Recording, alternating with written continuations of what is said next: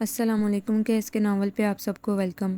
ایک خوبصورت ناول پیش کر رہے ہیں جس کا نام ہے آرزو کے تارے۔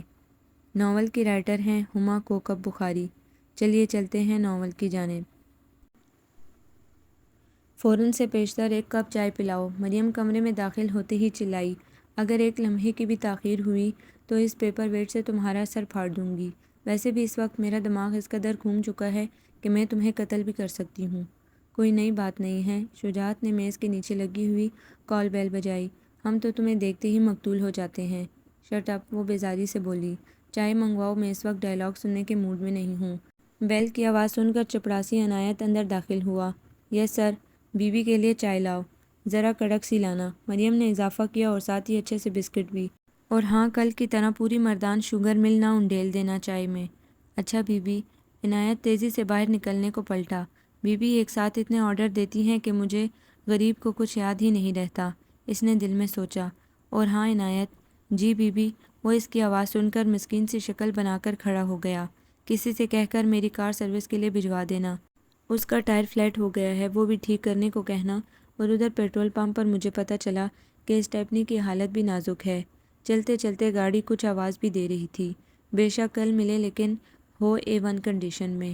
جی بیوی، ہو جائے گا سب کچھ ٹھیک، وہ کہتے ہی جانے کو مڑا۔ کیا ہوا ہے عنایت، تمہاری گاڑی میں سو رہی ہے جو اتنی جلدی ہے؟ مریم نے اسے گھورا۔ نہیں جی، اس نے مڑ کر کہا۔ جلدی تو ایسے ہی ہے تمہیں، مریم بولی، کار کی چابی میرے پاس ہے اور تم ہوا ہوئے جا رہے ہو۔ اس نے بیگ کے اندر سے چابی نکال کر عنایت کو پکڑائی۔ یہ لو۔ چابی لے کر وہ جلدی سے باہر بھاگا۔ مبادہ مریم کے آرڈر پھر نشر ہونے لگے۔ بیچارہ عنایت پر مجھے ترس آ جاتا ہے جب تم اس کے لیے ایک ساتھ اتنے آرڈرز جاری کرتی ہو۔ مجھے لگتا ہے تمہارے ساتھ رہ رہ کے کن ذہن ہو گیا ہے، مریم نے کرسی کے ساتھ ٹیک لگاتے ہوئے کہا، ورنہ پہلے تو ایسا نہیں تھا۔ تم اس وقت میرے آفس میں بیٹھی ہوئی ہو اور تھوڑی دیر بعد میری چینی پینے والی ہو۔ شجاعت نے گویا دھمکی دی۔ اس قسم کی دھمکی وہ اکثر اوقات مریم کو دیا کرتا تھا، اس لیے مریم نے اسے نظر انداز کر دیا۔ شکر ہے ادھر آ کر گرمی سے نجات ملی۔ کیوں، ایسا کیا ہو گیا تمہارے ساتھ؟ پہلے آتے ہی قتل کی دھمکی، پھر چائے کی فرمائش، اور پھر معمولی صحیح لیکن اہمیت کم نہیں ہے میری چینی اور ڈگریوں کا احساس کیے بغیر مجھ پر کن ذہنی کا لیبل چسپاں کرنا۔ شجاعت بولا، خیر چھوڑو، یہ بتاؤ کہ ہمیں مقتول کرنے کی کوئی خاص وجہ تھی یا یوں ہی محض دل لگی کے لیے؟ میرے پاس ہر کام کی معقول وجہ ہوتی ہے۔ اس نے بیگ سے ٹیشو پیپر نکال کر نادیدہ پسینہ پونچھا۔ آج تو یوں لگتا ہے کہ اللہ تعالیٰ نے لاہوریوں پر گھروں سے باہر نکلنے کا خاص حکم نازل کیا ہے کہ آج باہر نہ نکلے تو قیامت کے دن بخشش نہیں ہوگی۔ اوپر سے گرمی، اور پھر ہر غلط کام بھی جیسے آج ہی ہونا تھا۔ صبح دیر سے آنکھ کھلی، اور سوچو کہ اگر کوئی صحافی یہ کہے کہ آنکھ دیر سے کھلی تو اس کا کیا مطلب ہوتا ہے۔ خیر جلدی جلدی اخبار اٹھایا تو سب سے پہلے اپنے ہاریبل ہوروسکوپ پر نظر پڑی، جو واقعی بہت خوفناک تھا۔ جلدی میں جوس پینے لگی تو سارا کپڑوں پر چھلک گیا۔ کپڑے تبدیل کرنے بھاگی تو وارڈروب میں ایک لباس بھی استری شدہ موجود نہیں تھا۔ جلدی میں کپڑے استری کرتے ہوئے اپنا چائنا سلک کا دوپٹہ جلا دیا۔ خدا خدا کر کے تیار ہوئی، تب تک پریس کانفرنس سے لیٹ ہو چکی تھی۔ دائیں بائیں سے نوٹس لیے کہ اس سے شاید کام چل جائے۔ وہاں سے نکلی تو شملہ پہاڑی کے قریب کار کا ٹائر فلیٹ ہو گیا۔ اتنی گرمی میں ٹائر بدلنے کے خیال سے ہی میرے پسینے چھوٹ گئے، ایئر کنڈیشنڈ کار کے اندر ہی۔ تم میری بات چپ چاپ نہیں سن سکتے کیا؟ وہ پھاڑ کھانے والے لہجے میں بولی۔ ہر بار کہنا پڑتا ہے کہ مبالغہ آرائی خود ہی نفی کر لیا کرو۔ اوکے، کر دیا نفی۔ ہاں تو مجھے ٹائر بدلنا تھا، پتہ نہیں کون سی نیکی کام آ گئی کہ خدا کے کچھ اچھے بندوں نے میری مدد کر دی، اس نے بتایا، لیکن تب تک گرمی سے میرا بھرتا نکل چکا تھا۔ شکر کرو صبح سے کوئی اچھا کام بھی ہوا، شجاعت بولا۔ یہ وجہ تھی قتل کرنے کی؟ ہاں یہی تھی، وہ بیزاری سے بولی۔ اور وہ چائے اب تک نہیں آئی؟ کیا کشمیر کا مسئلہ حل کرنے گیا ہے عنایت؟ اسی وقت عنایت چائے کی ٹرے تھامے اندر داخل ہوا۔ شکر ہے تم چائے لے کر آئے، میں تو سمجھی تھی نیو یارک اقوام متحدہ کے آفس کی طرف پرواز کر گئے ہو مسئلہ کشمیر کا حل پیش کرنے۔ اس نے چائے کپ میں انڈیلی۔ جی وہ مشکل ہی ہے کہ اقوام متحدہ میں حل ہو سکے، عنایت نے دانت نکالے، اس لیے میں وہاں نہیں گیا، میں تو چائے تیار کرنے اوپر کی منزل پر گیا ہوا تھا۔ اسے کہتے ہیں قاضی جی کے گھر کے چوہے بھی سیانے۔ مریم نے اس کی بات سن کر آنکھیں پٹ پٹائیں۔ اب بھاگو یہاں سے، میری کار کا کام کراؤ۔ جی اچھا، وہ جلدی سے نکل گیا۔ آج تو غالباً تمہارا آف تھا، شجاعت بولا۔ ہاں تھا تو آف ہی، لیکن پریس کانفرنس اہم تھی، اس لیے میں خود ہی کور کرنے آ گئی۔ ابھی نیوز بنا کر دے کر آئی ہوں۔ او ہو، آف ڈے پر پریس کانفرنس کو کور کرنے تمہیں خود ہی آنا پڑا، یعنی چھٹی برباد کرنی پڑی۔ شجاعت نے مصنوعی افسردگی سے کہا، کس قدر زیادتی ہے کہ ایک چھٹی کا دن یوں ہی گزر جائے۔ ہاں یہ تو ہے۔ اس نے چائے کا گھونٹ بھرا، پر اب کیا کیا جا سکتا ہے، کام تو کرنا ہے۔ ویسے میں نے اس قسم کی زیادتی ختم کرنے کے لیے آرڈرز جاری کر دیے ہیں۔ شجاعت کے چہرے پر خفیف سی مسکراہٹ تھی۔ کس قسم کے آرڈرز؟ مریم نے کچھ نہ سمجھتے ہوئے کہا۔ رپورٹنگ تم لڑکیوں کے بس کی بات نہیں ہے۔ کیا مطلب؟ اس نے تنبیہی انداز میں کپ نیچے رکھا۔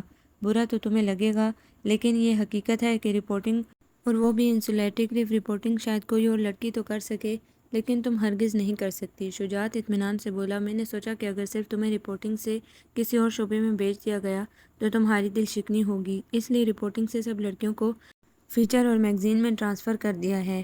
یہ رہے آرڈرز۔ اس نے فائل سے ایک کاغذ نکال کر اس کی نگاہوں کے سامنے لہرایا۔ تمہیں معلوم ہے تم کیا کہہ رہے ہو؟ وہ بے یقینی سے بولی۔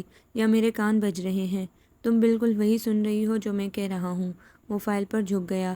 لگتا ہے تمہاری وفات حسرت آیات کا وقت قریب آ گیا ہے۔ میری وفات کا نہیں، بلکہ تمہاری نوکری کی وفات کا لمحہ قریب آتا لگ رہا ہے۔ میں نے انکل کی اجازت سے ایسا کیا ہے۔ شجو، اگر تم نے ایسا کیا ہے تو اپنے لیے بہت برا کیا ہے۔ میں اخبار کا مینیجنگ ایڈیٹر تم سب لڑکیوں کا اخبار کے دفتر میں داخلہ بند کرا سکتا ہوں۔ تم میل شامنٹ ہو، یہ کام لڑکیوں کے بس کا نہیں ہے۔ تم چیلنج کر رہے ہو مجھے؟ جانتے نہیں ہو میرے کریڈٹ پر کیا کیا خبریں ہیں، کتنے اسکوپ نکالے ہیں میں نے، اور صرف میں نے نہیں، اور لڑکیوں نے بھی۔ ہم نے کبھی لڑکی بن کر کام نہیں کیا، ہمیشہ صحافی بن کر کام کیا ہے۔ جو خبریں تم نے نکالی تھی وہ تو کوئی بھی نکال سکتا تھا۔ وہ مزے سے سگریٹ سلگھا کر بولا۔ تم اب تک رپورٹنگ میں اس لیے موجود تھی کہ اخبار تمہارے ڈیڈی کا ہے۔ میں ڈیڈی کی وجہ سے نہیں، اپنے ٹیلنٹ کی وجہ سے یہاں ہوں۔ نہیں، ہاں، وہ اس کی بات کاٹ کر تیزی سے بولی، اور میں تمہیں اتنا کم علم نہیں سمجھتی تھی شجو۔ کیا فیچر اور میگزین کے لیے تحقیقاتی رپورٹنگ نہیں کرنی پڑتی؟ میں تمہاری اس تعویل کو مان ہی نہیں سکتی۔ تم صحیح بتاؤ کہ لڑکیوں کو نکالنے کی اصل وجہ کیا ہے؟ کیونکہ کام فیچر اور میگزین میں بھی تقریباً ویسا ہی ہے۔ رپورٹنگ سے شکایت آئی ہے کہ کسی اور اخبار میں رپورٹنگ میں لڑکیاں نہیں ہیں۔ مائی گاڈ، کس نے شکایت کی ہے یہ؟ مریم چلائی۔ اور کیا اخبار والوں کا دماغ خراب ہو گیا ہے جو اس قسم کی باتوں پر کان دھرنے لگے ہیں؟ ٹھہرو، میں پاپا کو فون کر کے مینجمنٹ کی شکایت کرتی ہوں۔ یہ کیا مذاق ہے؟ مریم نے فون کی طرف ہاتھ بڑھایا۔ اوکے، ہم آپس میں مذاکرات کر سکتے ہیں۔ شجاعت نے فون اس کے ہاتھ سے لے لیا۔ 1 منٹ میں آ گئے نا سیدھے راستے پر؟ وہ مذاق اڑانے والے لہجے میں بولی۔ تمہاری اس قسم کی حرکتیں مجھے مجبور کر دیتی ہیں کہ تمہیں اس کھڑکی سے نیچے پھینک دوں۔ اتنی آسانی سے نہیں نیچے جانے کی میں۔ وہ بھی اسے تنگ کرنے کے لیے بولی۔ میں تمہیں ایک چانس دے سکتا ہوں، شجاعت نے کرسی سے پشت ٹکاتے ہوئے کہا۔ اگر تم نے وہ کر لیا تو تمہاری بات مانی جائے گی، ورنہ لڑکیوں کو رپورٹنگ سیکشن چھوڑنا ہوگا۔ منظور ہے، مریم بولی۔ بتاؤ کام کیا ہے؟ تھوڑی دیر وہ اسے پرخیال انداز میں دیکھتا رہا، پھر بولا، جیول کے متعلق تم کیا جانتی ہو؟ جیول زیورات ڈیزائن کرنے والی ایک کمپنی ہے۔ اس کے علاوہ کچھ نہیں۔ یوں بھی زیورات ڈیزائن کرنے والی کسی کمپنی سے براہ راست رابطے کی کبھی ضرورت ہی محسوس نہیں کی۔ ضرورت پڑنے پر سیدھے کسی جیولری شاپ پر چلے جاتے ہیں۔ اس نے سگریٹ کا ایک طویل کش لیا۔ ایک سورس نے اطلاع دی ہے کہ یہ فرم کسی قسم کی غیر قانونی کام میں ملوث ہے۔ واہ واہ، یہ ہوئی نا بات! مریم خوشی سے چلائی۔ کیا زبردست اسٹوری بنے گی! زیادہ خوش ہونے کی ضرورت نہیں ہے، غیر قانونی کام کرنے والے لوگ بڑے چالاک ہوتے ہیں، یوں بیٹھے بٹھائے کسی کو اسٹوری نہیں دے دیتے۔ اسٹوری لینے کے لیے ان کے اندر، ان کے حلقے میں گھسنا پڑتا ہے۔ میرا پالا پہلے بھی اس قسم کے لوگوں سے پڑ چکا ہے۔ زیادہ ڈرانے کی ضرورت نہیں ہے۔ مجھے کیا ضرورت ہے تمہیں ڈرانے کی؟ وہ بے نیازی سے بولا۔ میں تو صرف یہ بتا رہا تھا کہ ابھی بھی وقت ہے۔ میرے منہ سے بات نکل جانے کے بعد انکار کا کوئی راستہ نہیں رہتا، نہ کسی اور کے لیے، نہ میرے لیے۔ وہ اٹھ کھڑی ہوئی۔ میں اخبار کی گاڑی لے کر گھر واپس جا رہی ہوں۔ جاؤ اور چھٹی کا دن عیش سے گزارو۔ عیش سے؟ وہ غصے سے بڑبڑائی۔ چھٹی ایسی ہی ہوتی ہے نا؟ گھر واپسی پر اس کے ذہن میں یہی خیال گھومتا رہا۔ غصے میں وہ شجاعت سے اس سورس کے متعلق معلومات لینا بھی بھول گئی تھی جس نے جیول میں غیر قانونی کاموں کی نشاندہی کی تھی۔ خیر، میں خود ہی سب کچھ کر لوں گی، اس نے سوچا۔ اور گھر میں نرمین، زوبی اور عبیر کس لیے ہیں؟ ان سے مشورہ لوں گی اور شجو کے بچے کو مزہ چکھاؤں گی۔ سمجھتا کیا ہے اپنے آپ کو؟ گھر پہنچتے ہی وہ عبیر کے کمرے کی طرف بھاگی۔ حسب توقع زونی اور نرمین بھی وہیں تھی۔ ہیلو ایوری بڈی۔ ہیلو، خیریت تو ہے؟ ہاں بالکل خیریت ہے۔ لگتی نہیں ہے، نرمین بولی۔ تمہارا چہرہ بتا رہا ہے کہ تمہارے پاس کوئی خاص خبر ہے۔ خبر تو میں نے تم تینوں کی لینی ہے۔ ہیں یہ ہمارے گروپ میں پھوٹ ڈلوانے کی سازش کس نے کی ہے؟ عبیر مصنوعی حیرت سے بولی۔ اور غضب خدا کا، دیکھو تو اس لڑکی کو جو اس سازش کا شکار بھی ہو گئی ہے۔ زونی نے داجی والے لہجے میں کہا۔ یہ گناؤنی سازش تمہارے بھائی شجو نے کی ہے۔ کیا کہا شجو نے؟ نرمین حیرت سے بولی۔ لیکن اسے یہ سازش کرنے کی کیا ضرورت تھی؟ سمجھا دو اپنے بھائی کو، اس جیسا شاونس میں نے آج تک نہیں دیکھا۔ مریم نے صوفے پر آلتی پالتی مارتے ہوئے کہا۔ سمجھو بچت ہو گئی اس کی کہ میرے ہاتھوں قتل نہیں ہوا، ویسے اس وقت اس کا قتل عین باعث ثواب ہوتا۔ اب کیا کر دیا اس بیچارے نے؟ زونی نے پوچھا تو مریم نے تمام کہانی الف سے لے کر یہ تک سنا ڈالی۔ تمہیں یہ کام لینے کی کیا ضرورت تھی؟ نرمین پرخیال انداز میں بولی۔ یہ مسئلہ تو چاچو رات کے کھانے پر خود ہی طے کر دیتے۔ میں پاپا کو بیچ میں نہیں لانا چاہتی، خاص طور پر شجو کے اس ریمارک کے بعد کہ میں پاپا کی وجہ سے اس اخبار میں ہوں۔ ہر بار وہ مجھے یہی جتاتا ہے کہ مجھے کہیں اور جاب نہیں مل سکتی۔ میں اسے بتا دینا چاہتی ہوں کہ لمبی ڈگریوں نے اسے مینیجنگ ایڈیٹر تو بنا دیا ہے، لیکن اس کا یہ مطلب نہیں کہ اس کے علاوہ کوئی صحافت جانتا ہی نہیں ہے۔ ایسے ہی تمہیں تنگ کرتا ہے۔ کون سا کوئی سچ مچ کہتا ہے؟ عبیر نے بھائی کا دفاع کیا۔ سچ مچ کہتا ہے، مریم زور دے کر بولی۔ تم صرف اس لیے ایسا کہہ رہی ہو کہ تمہارا بھائی ہے وہ؟ کمال کرتی ہو تم بھی، ہر موقع پر تمہارا ہی ساتھ دیتی ہوں۔ عبیر بولی۔ لیکن میں جانتی ہوں کہ اصل میں وہ ایسا کیوں کہتا ہے۔ مجھے کیا کیوں کہتا ہے اور کیا کہتا ہے؟ مریم بے نیازی سے بولی۔ میرا اس سے کیا تعلق؟ عبیر اس کی بات سن کر ہنس پڑی۔ اچھا نہیں ہے تعلق، خوش ہو اب؟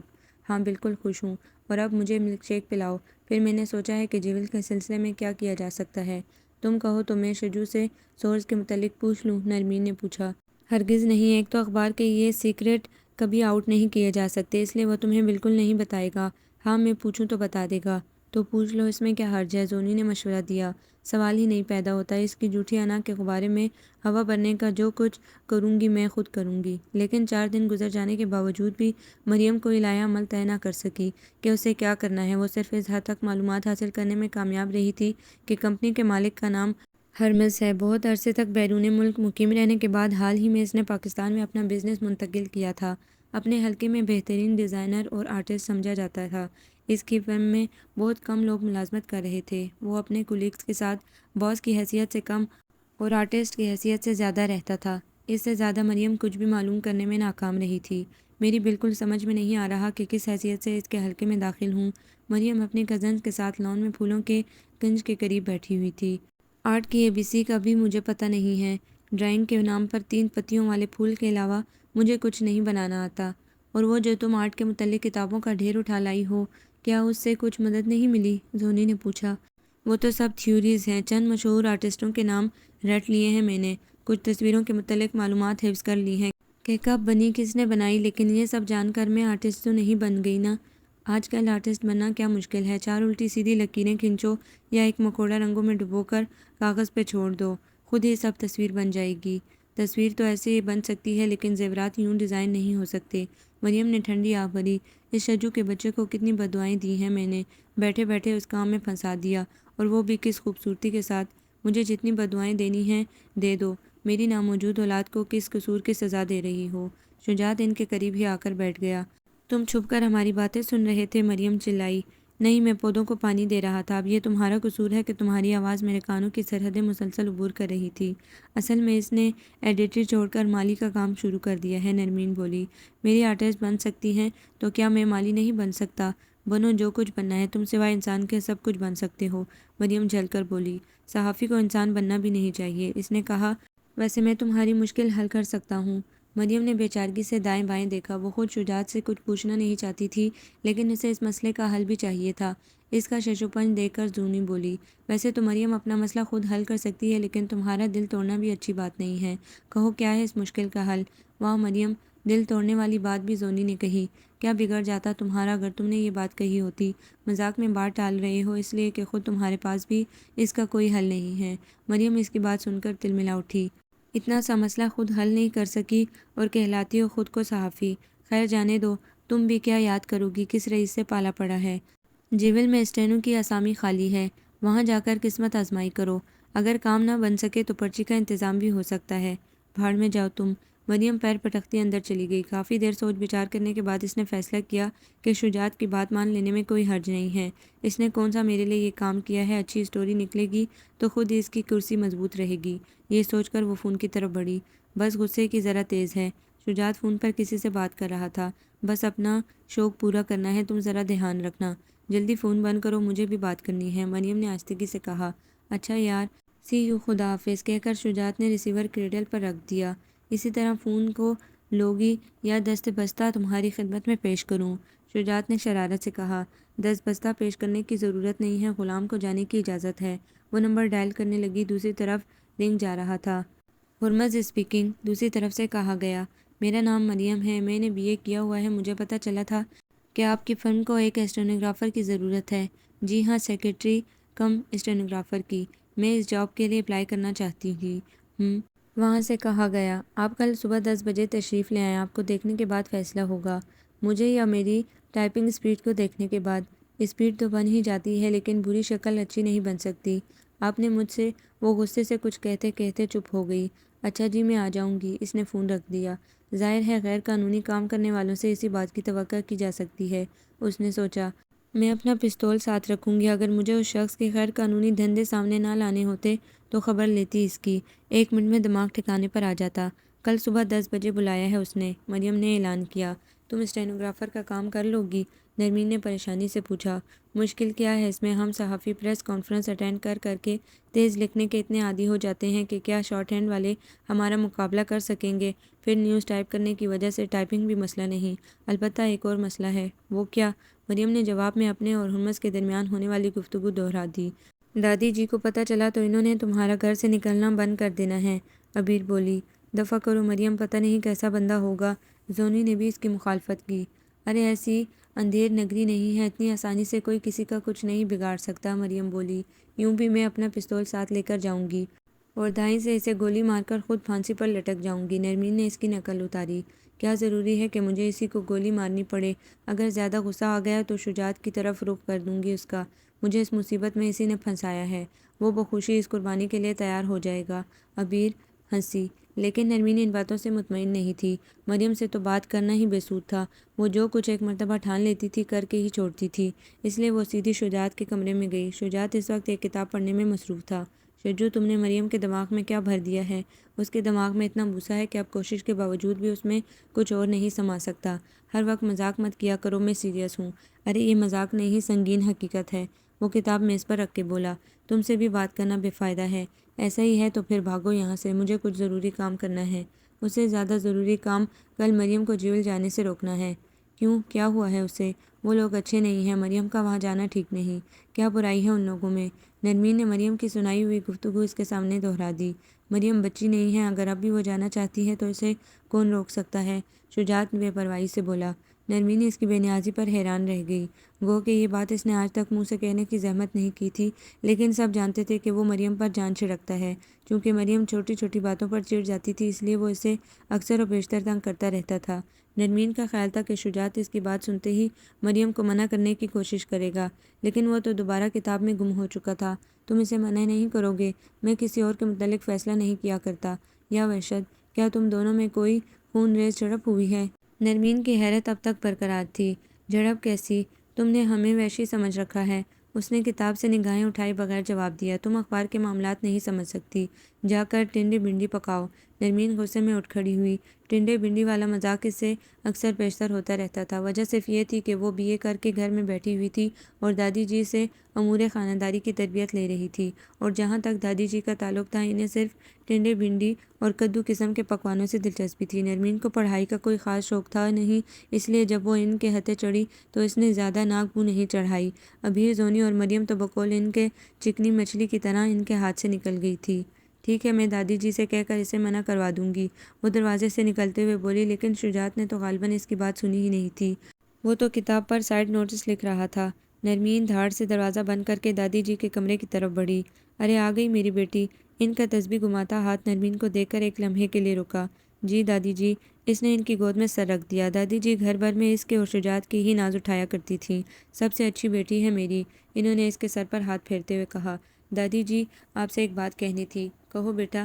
بات یہ ہے کہ اس نے اپنی بات کے لیے مناسب الفاظ ڈھونڈنے کی کوشش کی۔ اگر وہ مریم اور ہرمز کے درمیان ہونے والی گفتگو منوعن انہیں سنا دیتی تو دادی جی یقیناً پٹ سے گر کر بے ہوش ہو جاتی، اس لیے اسے کوئی اور بہانہ بنا کر مریم کو روکنا تھا۔ کیا بات ہے، کیسی سوچ میں گم ہو؟ بات یہ ہے دادی جی کہ مریم، زونی اور عبیر بے حد نالائق ہیں۔ بالکل ٹھیک۔ اس بات سے تو دادی جی انکار کر ہی نہیں سکتی تھی۔ ان کی تائید پا کر اسے کچھ حوصلہ ہوا۔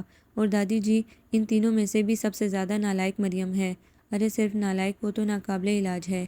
بات نرمین کے نزدیک کچھ گڑبڑ ہونے لگی تھی۔ اگر مریم ناقابل علاج تھی تو بھلا دادی جی اس کے لیے کیا کر سکتی تھی سوائے دعائے خیر کرنے کے؟ اس لیے وہ جلدی سے بولی، نہیں، میں آپ کی بات سے متفق نہیں ہوں۔ ہر انسان کو بدلا جا سکتا ہے، مریم کو بھی۔ بھلا کیسے؟ یہ تو آپ کو سوچنا ہے نا دادی جی۔ کیا سب کچھ میں ہی سوچوں گی؟ میں تو صرف اتنا سوچتی ہوں کہ آخر اسے دوسرے گھر بھی جانا ہے، تب کیا کرے گی وہ؟ ارے خدا نہ کرے جو اسے دوسرے گھر جانا ہو۔ ماشاءاللہ سے میرا شجو ہے، بیاہ کر یہیں آئے گی وہ۔ ہو ایک اور غلطی ہو گئی، نرمین نے سوچا، پھر بولی، کیا شجو اس کی نالائکی برداشت کر لے گا؟ میں تو کہتی ہوں دادی جی، اسے کل صبح سے ہی گھر کے کام سکھانے شروع کر دیں۔ کچھ ہانڈی روٹی آنی چاہیے اسے اب۔ میں تو چاہتی ہوں کہ وہ کچھ گھرداری سیکھ لے، لیکن مسئلہ یہ ہے کہ شجو کو بھی اس کا کچن میں جانا پسند نہیں ہے۔ ابھی کل ہی میں ذکر کر رہی تھی کہ لڑکی کو تھوڑا بہت کام آنا چاہیے۔ ایک یہ اپنی مریم ہے، بالکل ہی کام سے کوری۔ تو پتہ ہے اس نے کیا کہا؟ کیا کہا؟ کہنے لگا کہ اس کی رنگت سنولا گئی یا ہاتھ جل گیا تو کیا ہوگا؟ دادی جی کی بات سن کر نرمین کی ہنسی چھوٹ گئی۔ کیا ہو گیا ہے تمہیں؟ دادی جی نے اسے گھورا۔ کچھ نہیں، وہ جلدی سے بولی۔ پھر کیا ہوا؟ ہونا کیا تھا؟ میں نے کہا اور بھی تو ہیں لڑکیاں، سب یہ کام کرتی ہیں، مریم کوئی نرالی تو نہیں ہے دنیا سے؟ تو کہنے لگا کہ اس کا یہ کام کرنے کو دل نہیں چاہتا تو زبردستی کاہے کو کرتی ہے؟ جو کام وہ کر سکتی ہے اسے وہی کرنے دیں۔ دادی جی ایک لمحے کے توقف سے بولی، لو اب میں کس منہ سے کہوں مریم سے کہ وہ کام کرے؟ جس کے لیے اسے کام سکھانا چاہتی ہوں وہ ہی نہیں چاہتا تو میں بھلا کون ہوتی ہوں کہنے والی؟ ایک اور مسئلہ ہو گیا، نرمین نے دل میں سوچا۔ اسے ہر حال میں کوئی ایسی ترکیب کرنی تھی کہ مریم کل صبح 10 بجے جیول نہ جا سکے، اور دادی اماں سے کہلوا کے روکنے کا اس کے علاوہ کوئی طریقہ نہیں تھا کہ وہ مریم کو کسی صورت گھرداری میں پھنسا دے۔ لیکن ایک بات ہے دادی جی، نرمین نے اب بھی امید کا دامن ہاتھ سے نہ چھوڑا۔ شادی سے پہلے سب مرد ایسے ہی کہتے ہیں، لیکن بعد میں بیوی پر برستے ہیں کہ اس نے اپنے ہاتھ سے کھانا نہیں پکایا۔ خود سوچیں، بیچاروں کی کیا زندگی ہوگی، ہر وقت کا شور شرابہ اور رونا دھونا۔ نرمین نے انتہائی دردناک گہرائی میں آنے والے وقت کا ذکر کیا۔ وہ کوئی اور ہوں گے جو ایسے کرتے ہوں گے۔ میرا شجو تو اتنا صابر و شاکر ہے بیچارہ، وہ نہیں کرے گا ایسے۔ دادی جی نے بیک جنبش زبان اس کی دردناک تفصیل کو حرف غلط قرار دے دیا۔ پتہ نہیں مریم کس پر گئی ہے؟ اس کی ماں مرحومہ کتنی سیانی تھی، مجھے سب بہوؤں میں پیاری تھی، بس بیچاری اتنی ہی کم عمر لکھوا کے لائی تھی۔ گھٹی بھی اس نے دی تھی اسے، لیکن اثر کچھ نہیں آیا ماں کا اس میں۔ اوپر سے باپ نے لاڈ کر کر کے سر پر چڑھا لیا ہے۔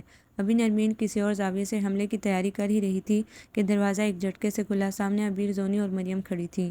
سلام دادی جی، مریم بولی۔ وعلیکم السلام دادی جی بولی۔ بڑی لمبی عمر ہے، ابھی تمہارا ہی ذکر ہو رہا تھا۔ دادی جی ہم کوئی شیطان ہیں؟ مریم نے منہ بنایا۔ ارے خدا نہ کرے، کبھی کوئی اچھی بات بھی منہ سے نکال لیا کرو۔ دیکھیں دادی جی، وہ پلنگ پر ان کے قریب ہی بیٹھ گئی۔ آپ میری تعریف تو نہیں کر رہی ہوں گی؟ کوئی برا ہی ذکر ہوگا میرا، اور برا ذکر کیا جائے تو شیطان حاضر ہو جاتا ہے۔ مجھے نہ سبق پڑھایا کرو۔ نہیں پڑھاتی، میں تو صرف نرمین سے یہ کہنے آئی تھی کہ چلو ہم آئس کریم کھانے جا رہے ہیں۔ اور یوں آئس کریم کے چکر میں نرمین سب کچھ بھول بھال کر ان تینوں کے ساتھ چل دی۔ رات کو کافی دیر تک باتیں کرنے کی وجہ سے صبح دیر تک نرمین کی آنکھ لگی رہی۔ مریم اطمینان سے گلبرگ 2 میں واقع جیول میں جانے کے لیے تیار ہوتی رہی۔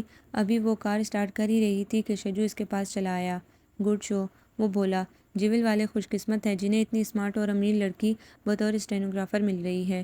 بس چند دن کی بات ہے، میں نے کون سا تمام عمر اسٹینو رہنا ہے۔ جب وہ تمہیں دیکھیں گے اور تمہارے ساتھ ہی اس ساز و سامان کو دیکھیں گے تو یقیناً امپریس ہو کر پوری کمپنی ہی تمہارے حوالے کر دیں گے۔ اب مریم کو اپنی بیوقوفی کا احساس ہوا۔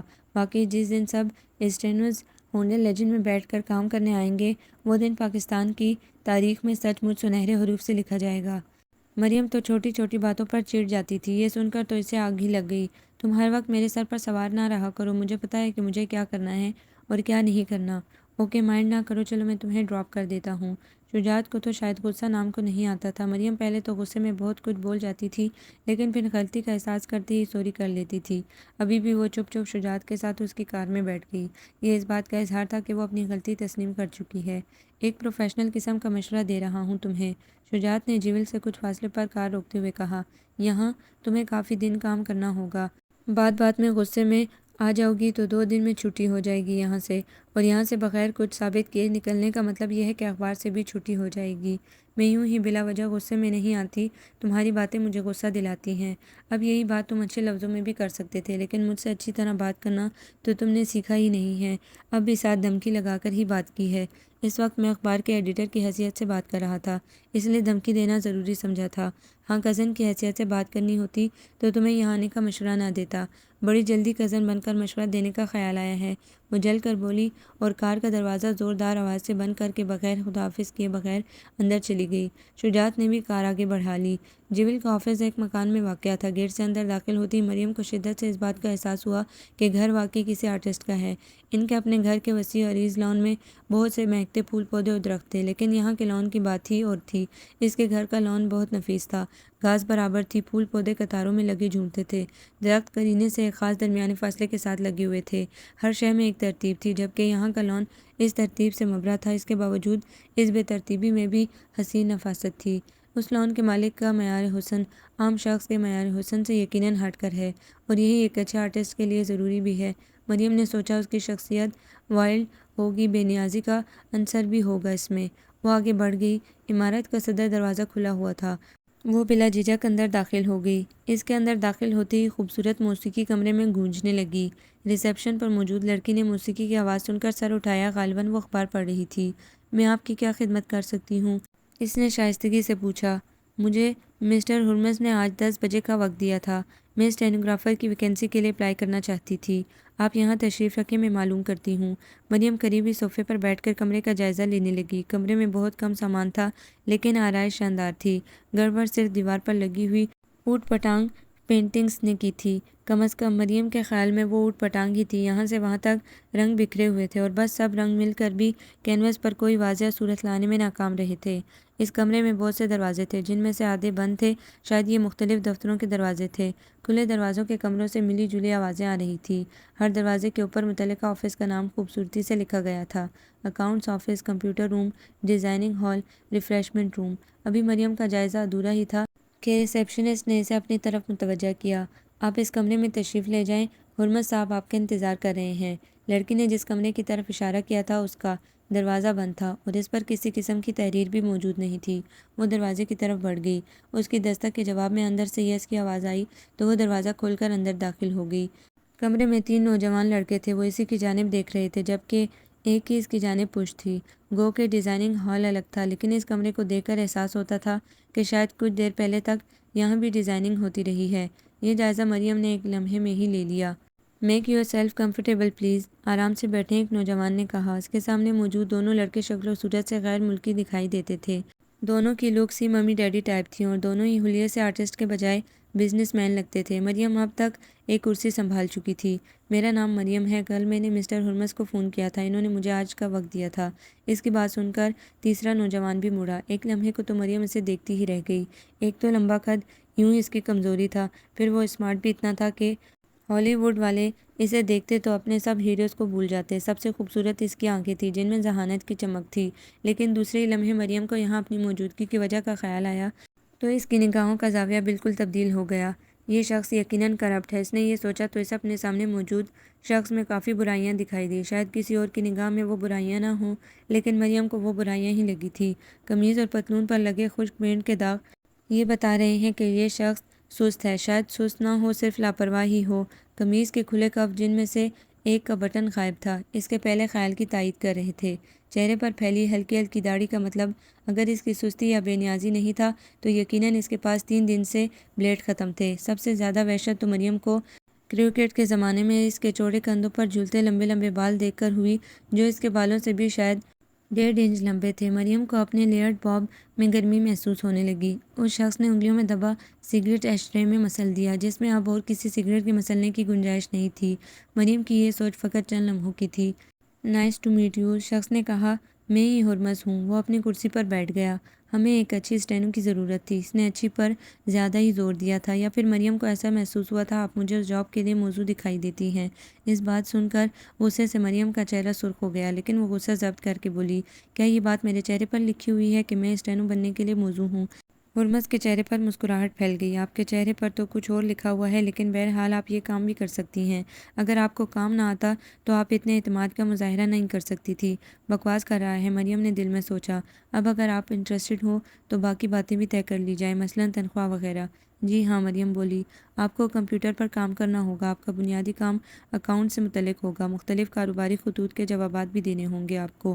کام زیادہ لمبا نہیں ہے اور نہ ہی آپ پر زیادہ بوجھ ہوگا، کیونکہ ہمارے پاس پہلے بھی 2 اسٹینوز ہیں۔ خبیث شخص، مریم نے دل میں سوچا، مجھے صرف شو پیس کی حیثیت سے رکھنا چاہتا ہے، ورنہ 2 اسٹینوز کی موجودگی میں تیسرے کی کیا ضرورت تھی؟ کون سا اس کی کمپنی پیرس میں زیورات ڈیزائن کر رہی ہے؟ کام ہی کتنا ہوگا یہاں پر؟ مجھ سے آپ کا تعلق کم ہی ہوگا، وہ کہہ رہا تھا، گو کہ اس فرم کا آئیڈیا میرا ہی تھا، لیکن بنیادی طور پر میں ایک آرٹسٹ ہوں۔ یہ بزنس میرے دونوں کزنز چلا رہے ہیں اور انہی کے ساتھ کام کرنا ہوگا آپ کو۔ اس نے دونوں نوجوانوں کی طرف اشارہ کیا۔ تو میرا اندازہ درست تھا، یہ دونوں شکل سے ہی بزنس مین لگتے ہیں۔ آرٹ تو گویا انہیں چھو کر بھی نہیں گزرا۔ یہ ہے بہزاد، وہ مریم کی سوچوں سے بے خبر دونوں کا اس سے تعارف کروا رہا تھا، اور یہ ہے فریدوں، گویا کچھ نہ کچھ تعلق ایران سے ہے۔ اس نے سوچا، نائس ٹو میٹ یو۔ اس نے اس حد تک خوش خلقی کا مظاہرہ کرنا ضروری خیال کیا۔ می ٹو، فریدوں بولا۔ یہاں ہم سب افسر ماتحت کی بجائے دوستوں کی طرح رہتے ہیں، بہزاد نے کہا، کیونکہ ہمارے خیال میں انسان کی تخلیقی صلاحیتوں کے اظہار کے لیے اسے آزادانہ کام کرنے دینا چاہیے۔ اس کے سامنے بہت سی آپشنز، بہت سے چینل ہونے چاہیے، کیونکہ یہ ادارہ بنیادی طور پر آرٹ سے متعلق ہے، اس لیے یہاں پابندیاں نہ ہونے کے برابر ہیں۔ اور آپ کے ہاں ٹائمنگز کیا ہوں گے؟ مریم نے پوچھا۔ صبح 9:30 سے دوپہر 4:30 بجے تک۔ کیا؟ مریم تو اچھل ہی پڑی۔ صبح 9:30 بجے رپورٹنگ میں کام کرنے والوں کے لیے آدھی رات ہوتی ہے، کیوں کیا بہت جلدی ہے؟ ہرمز نے مسکرا کر پوچھا۔ نہیں نہیں، مریم جلدی سے بولی، میرا خیال ہے کہ صحافیوں کے علاوہ ہر شخص کے لیے یہ اوقات آئیڈیل ہیں۔ اب آپ فیصلہ کر لیں کہ آپ نے جوائن کرنا ہے یا نہیں، بہزاد نے سوال کیا۔ جی ہاں، میں کرنا چاہتی ہوں۔ پھر اسی خوشی میں کولڈ کافی ہو جائے۔ ہرمز نے میز کے نیچے لگا گھنٹی کا بٹن دبایا۔ گھنٹی کے جواب میں اس کا ملازم بوتل کے جن کی طرح نمودار ہو گیا۔ یس سر، کولڈ کافی، وہ بولا۔ کچھ میزبانی کا لحاظ، فریدوں نے گویا سے تنبیہ کی، مریم سے تو پوچھو یہ کیا پینا پسند کریں گی؟ میں کولڈ کافی ہی پیوں گی، وہ جلدی سے بولی۔ اوکے، جلدی سے لاؤ، ہرمز بولا۔ سب سے اہم بات تو آپ سے ڈسکس کرنے کی کوشش ہی نہیں کی، بہزاد نے کہا۔ کون سی اہم بات؟ مریم نے اپنے ذہن پر زور ڈالا۔ تنخواہ کے متعلق آپ نے کوئی بات نہیں کی، بہزاد نے پیپر ویٹ گھماتے ہوئے کہا۔ باقی باتیں بھی میں نے نہیں، آپ نے کی ہیں۔ میں اس بات کی بھی منتظر تھی۔ مریم کو اپنی غلطی کا احساس ہو گیا تھا، لیکن اس نے عادت کے مطابق اس کا الزام دوسرے فریق پر ڈال دیا۔ ہرمز کے لبوں پر مسکراہٹ آ گئی۔ پروبیشن پیریڈ میں 2,000 روپے ماہانہ اور 3 ماہ بعد 2,500 روپے۔ اس میں وقتاً فوقتاً اضافہ ہوتا رہے گا۔ فریدوں نے منتظر نگاہوں سے اس کی جانب دیکھا۔ مریم نے سر کی جنبش سے تائید کی، تو وہ پھر بولا، اگر آپ کو کنوینس کی ضرورت ہو تو پک اینڈ ڈراپ سروس بھی مہیا کی جا سکتی ہے۔ مریم تو دل سے یہ چاہتی تھی، وہ کہاں اپنی کاریں لا سکتی تھی، فوراً بولی، جی ایسا ہو جائے تو بہت اچھا ہو۔ اوکے، یہ ہو جائے گا، فریدوں بولا۔ اتنے میں ملازم کافی کا ٹرے گلاس لے کر اندر داخل ہوا۔ تھوڑی دیر کافی کی چسکیاں لینے کے بعد بہزاد نے کہا، آپ کو پک اینڈ ڈراپ کہاں کرنا ہوگا؟ وہ ایک لمحے کو سوچ میں پڑ گئی۔ اوریگا کہے یا گوئٹے انسٹیٹیوٹ؟ بہزاد اس کی جانب منتظر نگاہوں سے دیکھ رہا تھا۔ اوریگا شاپنگ سینٹر سے، وہ جلدی سے بولی۔ چلیں اب آپ کا تعارف کروا دیتے ہیں سب اسٹاف سے۔ اپائنٹمنٹ لیٹر آپ کو آج واپس جانے سے قبل مل جائے گا۔ فریدوں اٹھ کر کھڑا ہوا۔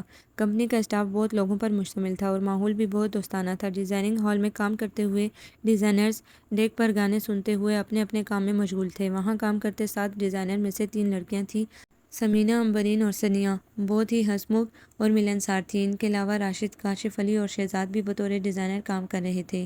امداد قریشی صاحب اکاؤنٹس کے 4 رکنی شعبے کے سربراہ تھے۔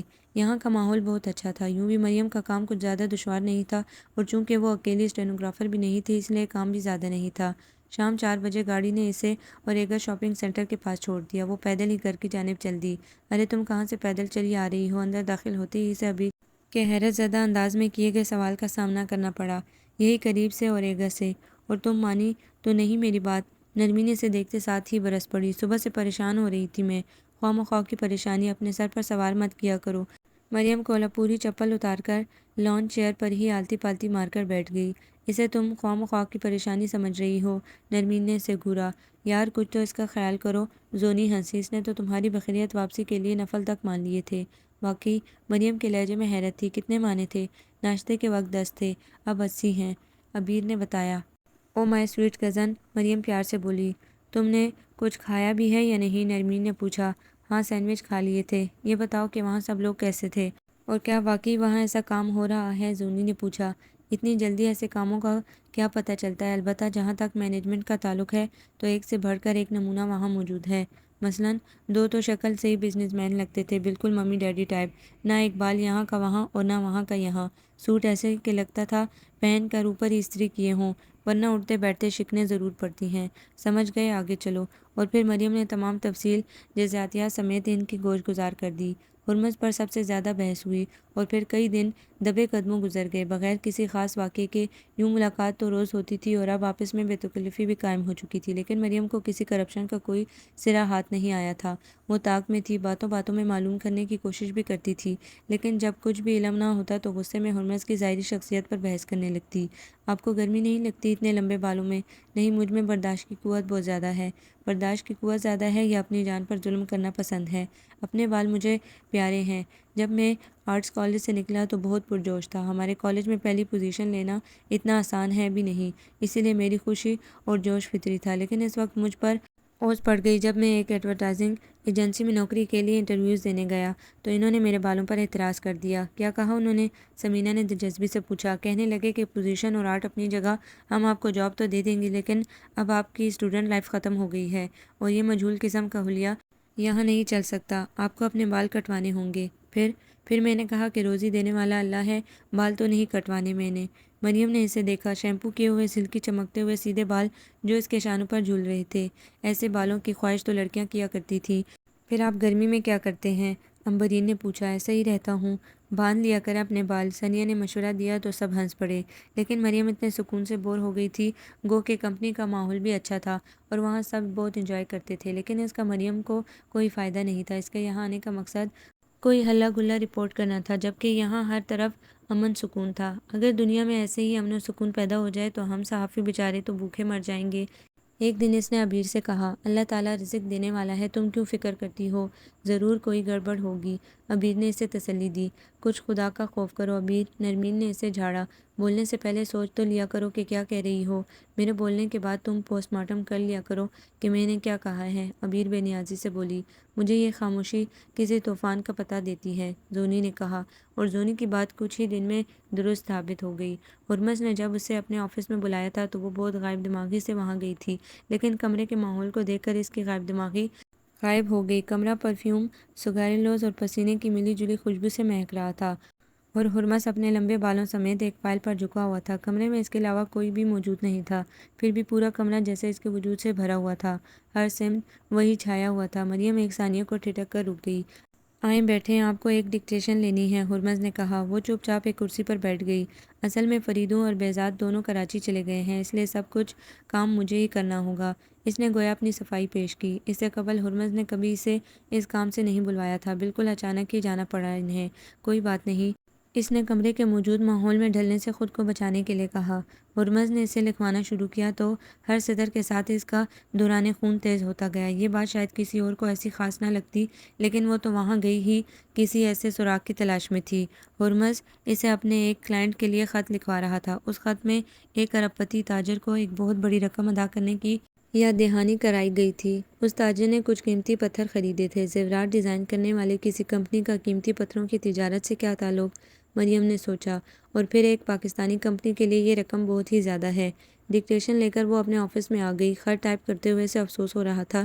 ٹھیک ہے، ہرمز کے بال لمبے تھے اور یہ کریو کٹ کا زمانہ تھا، اور مریم جیسی نک سک سے درست رہنے والی فیشنیبل لڑکی پر اس کا یہ حلیہ خاصا گرا گزرتا تھا، لیکن بہرحال وہ ایک اچھا آرٹسٹ تھا، وہ اپنی ذات میں اتنا برا نہیں تھا۔ اس نے پہلی مرتبہ فون والی بدتمیزی کے بعد سے اب تک کوئی اس قسم کی بات نہیں کی تھی۔ باتیں بھی دلچسپ کیا کرتا تھا اور اپنے ماتحتوں میں بھی مقبول تھا۔ آج پہلی مرتبہ مریم کو ہرمز کے وجود کا شدت سے احساس ہوا تھا۔ خط ٹائپ کر کے وہ دستخط کروانے ہرمز کے پاس گئی۔ اس وقت بھی وہ تنہا تھا۔ اتنی جلدی ٹائپ کر لیا؟ وہ بولا۔ جی، یہ سائن کر دے۔ مریم نے فائل اس کی طرف بڑھائی۔ اس نے ایک نظر مریم کو دیکھا اور پھر نگاہیں فائل پر مرکوز کر دی۔ گڈ۔ اس نے خط پڑھ کر صرف اس قدر کہا، کیا خیال ہے، کولڈ کافی پئیں گی؟ مریم اس کی نگاہوں کے مقناطیسی حلقے سے نکل بھاگنا چاہتی تھی۔ جی نہیں شکریہ، وہ بولی، میں نے کچھ دیر پہلے جوس پیا تھا۔ As you wish. مریم فوراً ہی وہاں سے چلی آئی۔ ہرمز کو فیس کرنا بہت مشکل لگ رہا تھا اسے، یا شاید یہ کمرے کے ماحول کا اثر تھا۔ جہاں اتنی خوشبوئیں مہک رہی تھی، ایزل پر پڑے کینوس پر نامکمل تصویر، ایک گرد بکھری رنگوں کی شیشیاں، بے ترتیبی سے پڑے ہوئے کشن، سگاریلوز کا ہوا میں تحلیل ہوتا ہوا دھواں، اور دیوار میں نصب اسپیکروں سے نکلتی ہوئی پیانو کی مدھم مدھم موسیقی۔ ہاں، یہ ماحول کا اثر تھا۔ اس نے اپنے ذہن کو منطق سے مطمئن کرنے کی کوشش کی۔ وہ اب اس کمرے کے پہلے سے موجود مقناطیسی ماحول میں کولڈ کافی کی مہک شامل نہیں کرنا چاہتی تھی، ورنہ اس کا فرار کا دائرہ ضرور تنگ ہو جاتا، اور اسے ایک کرپٹ شخص کے ہاتھوں پسپائی منظور نہیں تھی۔ باقی سارا دن وہ خود سے الجھتی رہی۔ آخر لوگ غلط کام کیوں کرتے ہیں؟ لیکن اس ایک سوال کا جواب مل سکے تو کیا دنیا کے آدھے مسائل حل نہ ہو جائیں؟ گھر میں شجاعت کو سنانے کے لیے بالآخر اسے ایک خبر مل گئی تھی، لیکن اس کا دل نہیں چاہ رہا تھا کسی کو اپنی کامیابی کی خبر سنانے کا۔ جس دن سے وہ یہاں آئی تھی، اسی شش و پنج میں مبتلا تھی کہ اگر یہ لوگ واقعی غیر قانونی سرگرمیوں میں مبتلا ہوئے تو کیا ہوگا۔ اس نے سراغ حاصل کرنے کی پوری کوشش کی تھی، لیکن اس امید کے ساتھ کہ اسے کوئی سراغ نہیں ملے گا۔ ہرمز اتنا برا نہیں تھا کہ وہ ایسا کام کرتا، لیکن آج اسے خط کی صورت میں اس بات کا احساس ہو گیا تھا کہ یہاں واقعی کچھ کام غلط ہے۔ عادت کے مطابق اس نے گھر آ کر اس بات کا اعلان بھی نہیں کیا۔ تم نے بوتھی کیوں لٹکائی ہوئی ہے؟ زونی نے اسے جوس کا گلاس پکڑاتے ہوئے کہا۔ بس ایسے ہی، وہ بیزاری سے بولی۔ ڈانٹ پڑ گئی کیا اس رپنزل سے؟ وہ ہرمز کو اس کے بالوں کے حوالے سے ہمیشہ رپنزل ہی کہتی تھی۔ وہ بھلا مجھے کیوں ڈانٹنے لگا؟ کچھ تو ہوا ہے؟ زونی بھی اس کے سر پر سوار ہو گئی۔ کچھ نہیں ہوا، اور یہی بوریت کی اصل وجہ ہے، مریم نے بات بنائی۔ اوہو، ایک ہفتے سے اوپر ہو گئے اور ابھی تک تمہاری سراغ رسانی بیکار گئی۔ زونی نے افسوس ظاہر کیا۔ اوپر سے ٹائپنگ کی بیگار الگ۔ عبیر نے نیل پالش لگاتے ہوئے اظہار ہمدردی ضروری خیال کیا۔ اتنی ٹائپنگ نہیں کرنی پڑتی جتنی کہ اخبار کے آفس میں کرنی پڑتی تھی۔ تنخواہ کم ہے، ورنہ میں یہیں رہ جاتی۔ تم جیسی نفیس اور فیشن پسند لڑکی اس جنگلی کے قریب رہ سکتی ہے؟ نرمین نے حیرت ظاہر کی۔ کبھی نہیں۔ یہ عبیر اور زونی کا متفقہ فیصلہ تھا۔ تمہیں اسے جنگلی کہنے کی کیا ضرورت ہے؟ ہر ایک کا اپنا مزاج ہوتا ہے۔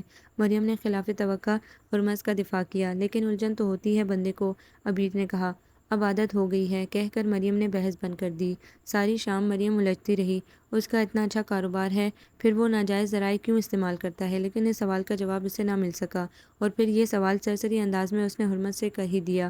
اس وقت ٹی بریک تھی۔ سب اسٹاف ممبرز ریفریشمنٹ روم میں بیٹھے ہوئے گپیں لگا رہے تھے۔ بہزاد اور فریدو بھی کراچی سے واپس آ چکے تھے۔ چائے اور کولڈ ڈرنک سے شغل جاری تھا۔ بات نہ جانے کہاں سے نکل کر بلیک منی تک جا پہنچی۔ مریم سے چھپ بیٹھنا مشکل ہو گیا۔ آخر لوگ ناجائز کاروبار کیوں کرتے ہیں؟ اس نے پوچھ ہی لیا۔ بہت سی وجوہات ہوتی ہیں اس کی، ہرمز نے بھی سرسری انداز میں جواب دیا۔ زیادہ تر لوگ معاشرے سے ریجیکٹ ہو جانے کے بعد رد عمل کے طور پر منفی رویہ اختیار کرتے ہیں، اور یہ بحث طلب مسئلہ ہے کہ معاشرہ کچھ لوگوں کو ریجیکٹ کیوں کرتا ہے۔ فریدو بولا۔ اور یہ بھی کہ معاشرے سے ریجیکٹ ہونے والا ہر شخص منفی رد عمل کیوں ظاہر نہیں کرتا۔ میں سائیکالوجی کی کسی بحث میں نہیں الجھنا چاہتی، مریم بولی۔ میرا سوال معاشرے سے روکے ہوئے لوگوں کے متعلق نہیں تھا۔ کچھ جدی پشتی امیر بھی بلیک منی کے اس ڈور میں شامل ہیں، اور یہ کالا دھن سڑک پر مختلف پلازاؤں کی صورت میں دکھائی دیتا ہے۔ ظاہر ہے یہ پیسہ انڈسٹری میں لگا کر تو وائٹ نہیں کیا جا سکتا، اس سے پلازے ہی بنیں گے، راشد بولا۔ بات بلیک منی کے وائٹ کرنے کی نہیں ہے، کالا دھن حاصل کرنے کی ہے۔ لوگ ایسا کیوں کرتے ہیں؟ بچوں والے سوال کر رہی ہیں آپ؟ بہزاد نے کولڈ کافی کا گھونٹ بھرا۔ 1 کروڑ میں 1 روپیہ ڈالنے سے 2 کروڑ کی بنیاد پڑتی ہے، اور ہر عمارت میں سب سے زیادہ اہمیت بنیاد کی ہوتی ہے۔ مائی گاڈ، اس نظریے کے ساتھ کون لوگ زندہ رہ سکتے ہیں جب زندہ رہنے کا واحد مقصد بینک بیلنس میں اضافہ کرنا ہو؟ آئی ایم سوری، مجھے اس قسم کا پرسنل سوال کرنا تو نہیں چاہیے، لیکن ڈسکشن اس موڑ پر آ گئی ہے، اس لیے یہ سوال کر رہا ہوں۔ فریدو نے مریم کی طرف دیکھا۔ آپ کے گھر کی کل آمدنی کتنی ہے؟ مریم ایک لمحے کو گڑبڑا گئی۔ اس کے پاپا کے اخبار کے منافع کی رقم فریدو کو بے ہوش کر دینے کے لیے کافی ہوتی، لیکن یہ بتانے کے بعد خود اس کی یہاں موجودگی کا کیا جواز ہوتا؟ تقریباً 4,000 روپے ماہانہ، اس نے جلدی سے کہا۔ اور گھر کے افراد 4۔ اس کے منہ میں جو نمبر آیا اس نے وہی بول دیا۔ یعنی ایک شخص کے لیے 1,000 روپے ماہانہ، بہزاد بولا۔ مائنڈ نہ کریں مریم، اس قسم کی آمدنی اور خرچ کی موجودگی میں آپ ایک اور 2 کروڑ والا حساب نہیں سمجھ سکیں گی۔ تھینک گاڈ، مریم تیکھے لہجے میں بولی۔ میں یہ سمجھنا بھی نہیں چاہتی۔ اسے یقین ہو چکا تھا کہ جیول کسی غیر قانونی سرگرمی میں ملوث ہے۔ اللہ میاں جی، پلیز مجھے معاف کر دینا، وہ دل ہی دل میں بولی۔ میں یہاں کے پورے 2,000 روپے خیرات کر دوں گی، مجھے نہیں لینی ان کی بلیک منی۔ لیکن اس یقین کے بعد اس کی افسردگی میں بھی اضافہ ہو گیا تھا۔ ہرمز کو ایسے نہیں کرنا چاہیے تھا، کاش وہ ایسا نہ ہوتا۔ اور پھر ایک دن جب وہ آفس سے اٹھنے کی تیاری کر رہی تھی، انٹرکام بج اٹھا۔ مس مریم، میرے آفس آئیے۔ دوسری طرف ہرمز تھا۔ آج بھی آفس کا ویسا ہی مقناطیسی ماحول تھا۔ ہرمز نے اسے چند لائنوں کا ایک مختصر سا خط ڈکٹیٹ کروایا۔ خط بالکل عام نوعیت کا اور بے ضرر سا تھا۔ ڈکٹیشن لینے کے بعد وہ جانے لگی۔ 1 منٹ پلیز۔ ہرمز نے اس کی جانب چند کاغذ بڑھائی۔ یہ امداد قریشی صاحب کو دے دیں، ان سے کہیں کہ یہ پیپرز اکاؤنٹ کی دوسری فائل میں لگا دیں۔ قریشی صاحب تو چلے گئے ہیں۔ اوہ اچھا خیر، آپ ہی یہ کاغذات فائل میں لگا دیں۔ دوسری فائل سمجھتی ہیں نا آپ؟ ہرمز کا یہ فقرہ سن کر مریم کا دل ٹوٹ گیا۔ اخبار کے دفتر میں کام کرتے ہوئے اس نے بہت سی کمپنیوں کی دوسری فائل کے راز کھولے تھے۔ یہ وہ فائلیں ہوتی ہیں جن پر اخبار کی اصطلاح کے مطابق انکم ٹیکس معاف ہوتا ہے۔ اسے چپ کھڑا دیکھ کر ہرمز بولا، اچھا رہنے دے، میں خود ہی لگا دوں گا۔ یوں بھی آپ جیسی آئیڈیلسٹ لڑکی یہ کام نہیں کر سکتی۔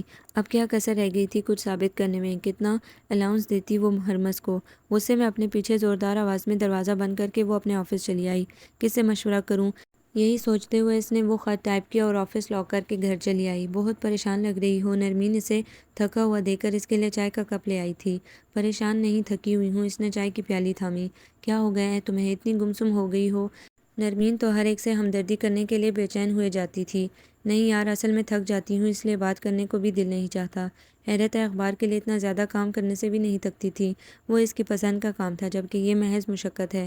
دونوں نے مریم کی وکالت کی اور مشقت بھی شاید رائگاں آ جائے گی۔ میں تو کہتی ہوں مریم چھوڑو اس کام کو، وہاں کچھ نہیں ہو رہا، اور ہو رہا ہو تب بھی دفع کرو۔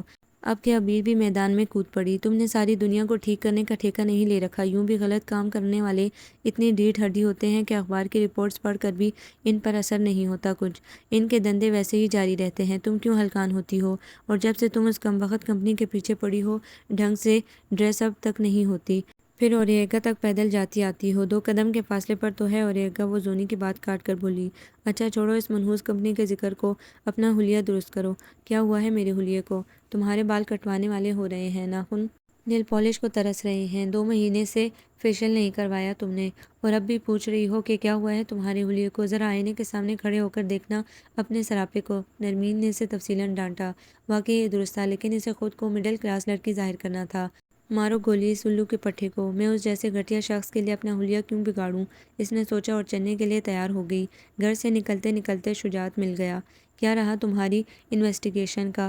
اس نے پوچھا۔ شجاعت اتنا اچھا تھا کہ ایک لمحے کو مریم کا دل چاہا وہ اسے ہرمز کی گھٹیا ذہنیت کے بارے میں سب کچھ بتا دے، لیکن پھر اسے یوں محسوس ہوا جیسے ہرمز کے غیر قانونی کاموں کے متعلق بتانا خود مریم کے لیے شرمندگی کا باعث ہوگا، جیسے اس کے تمام غلط کاموں کی ذمہ دار وہ خود ہو۔ وہ اپنے اس جذبے کو، اپنی اس سوچ کو کوئی نام دینے سے قاصر تھی۔ بس وہ صرف اسی قدر کہہ سکی، جیسے اخبار اور سوالنامہ قبل از وقت آؤٹ نہیں ہوتا، اسی طرح انویسٹیگیشن رپورٹ بھی قبل از وقت ظاہر نہیں کی جا سکتی۔ اس کی خود سمجھ میں نہیں آیا کہ کیا یہ بات اس نے ہرمز کے دفاع میں کہی تھی یا وہ واقعی ایسا ہی سمجھتی تھی۔ دفع کرو اس منحوس کمپنی کو، عبیر بولی۔ آفس کے مسئلے آفس میں چھوڑایا کرو۔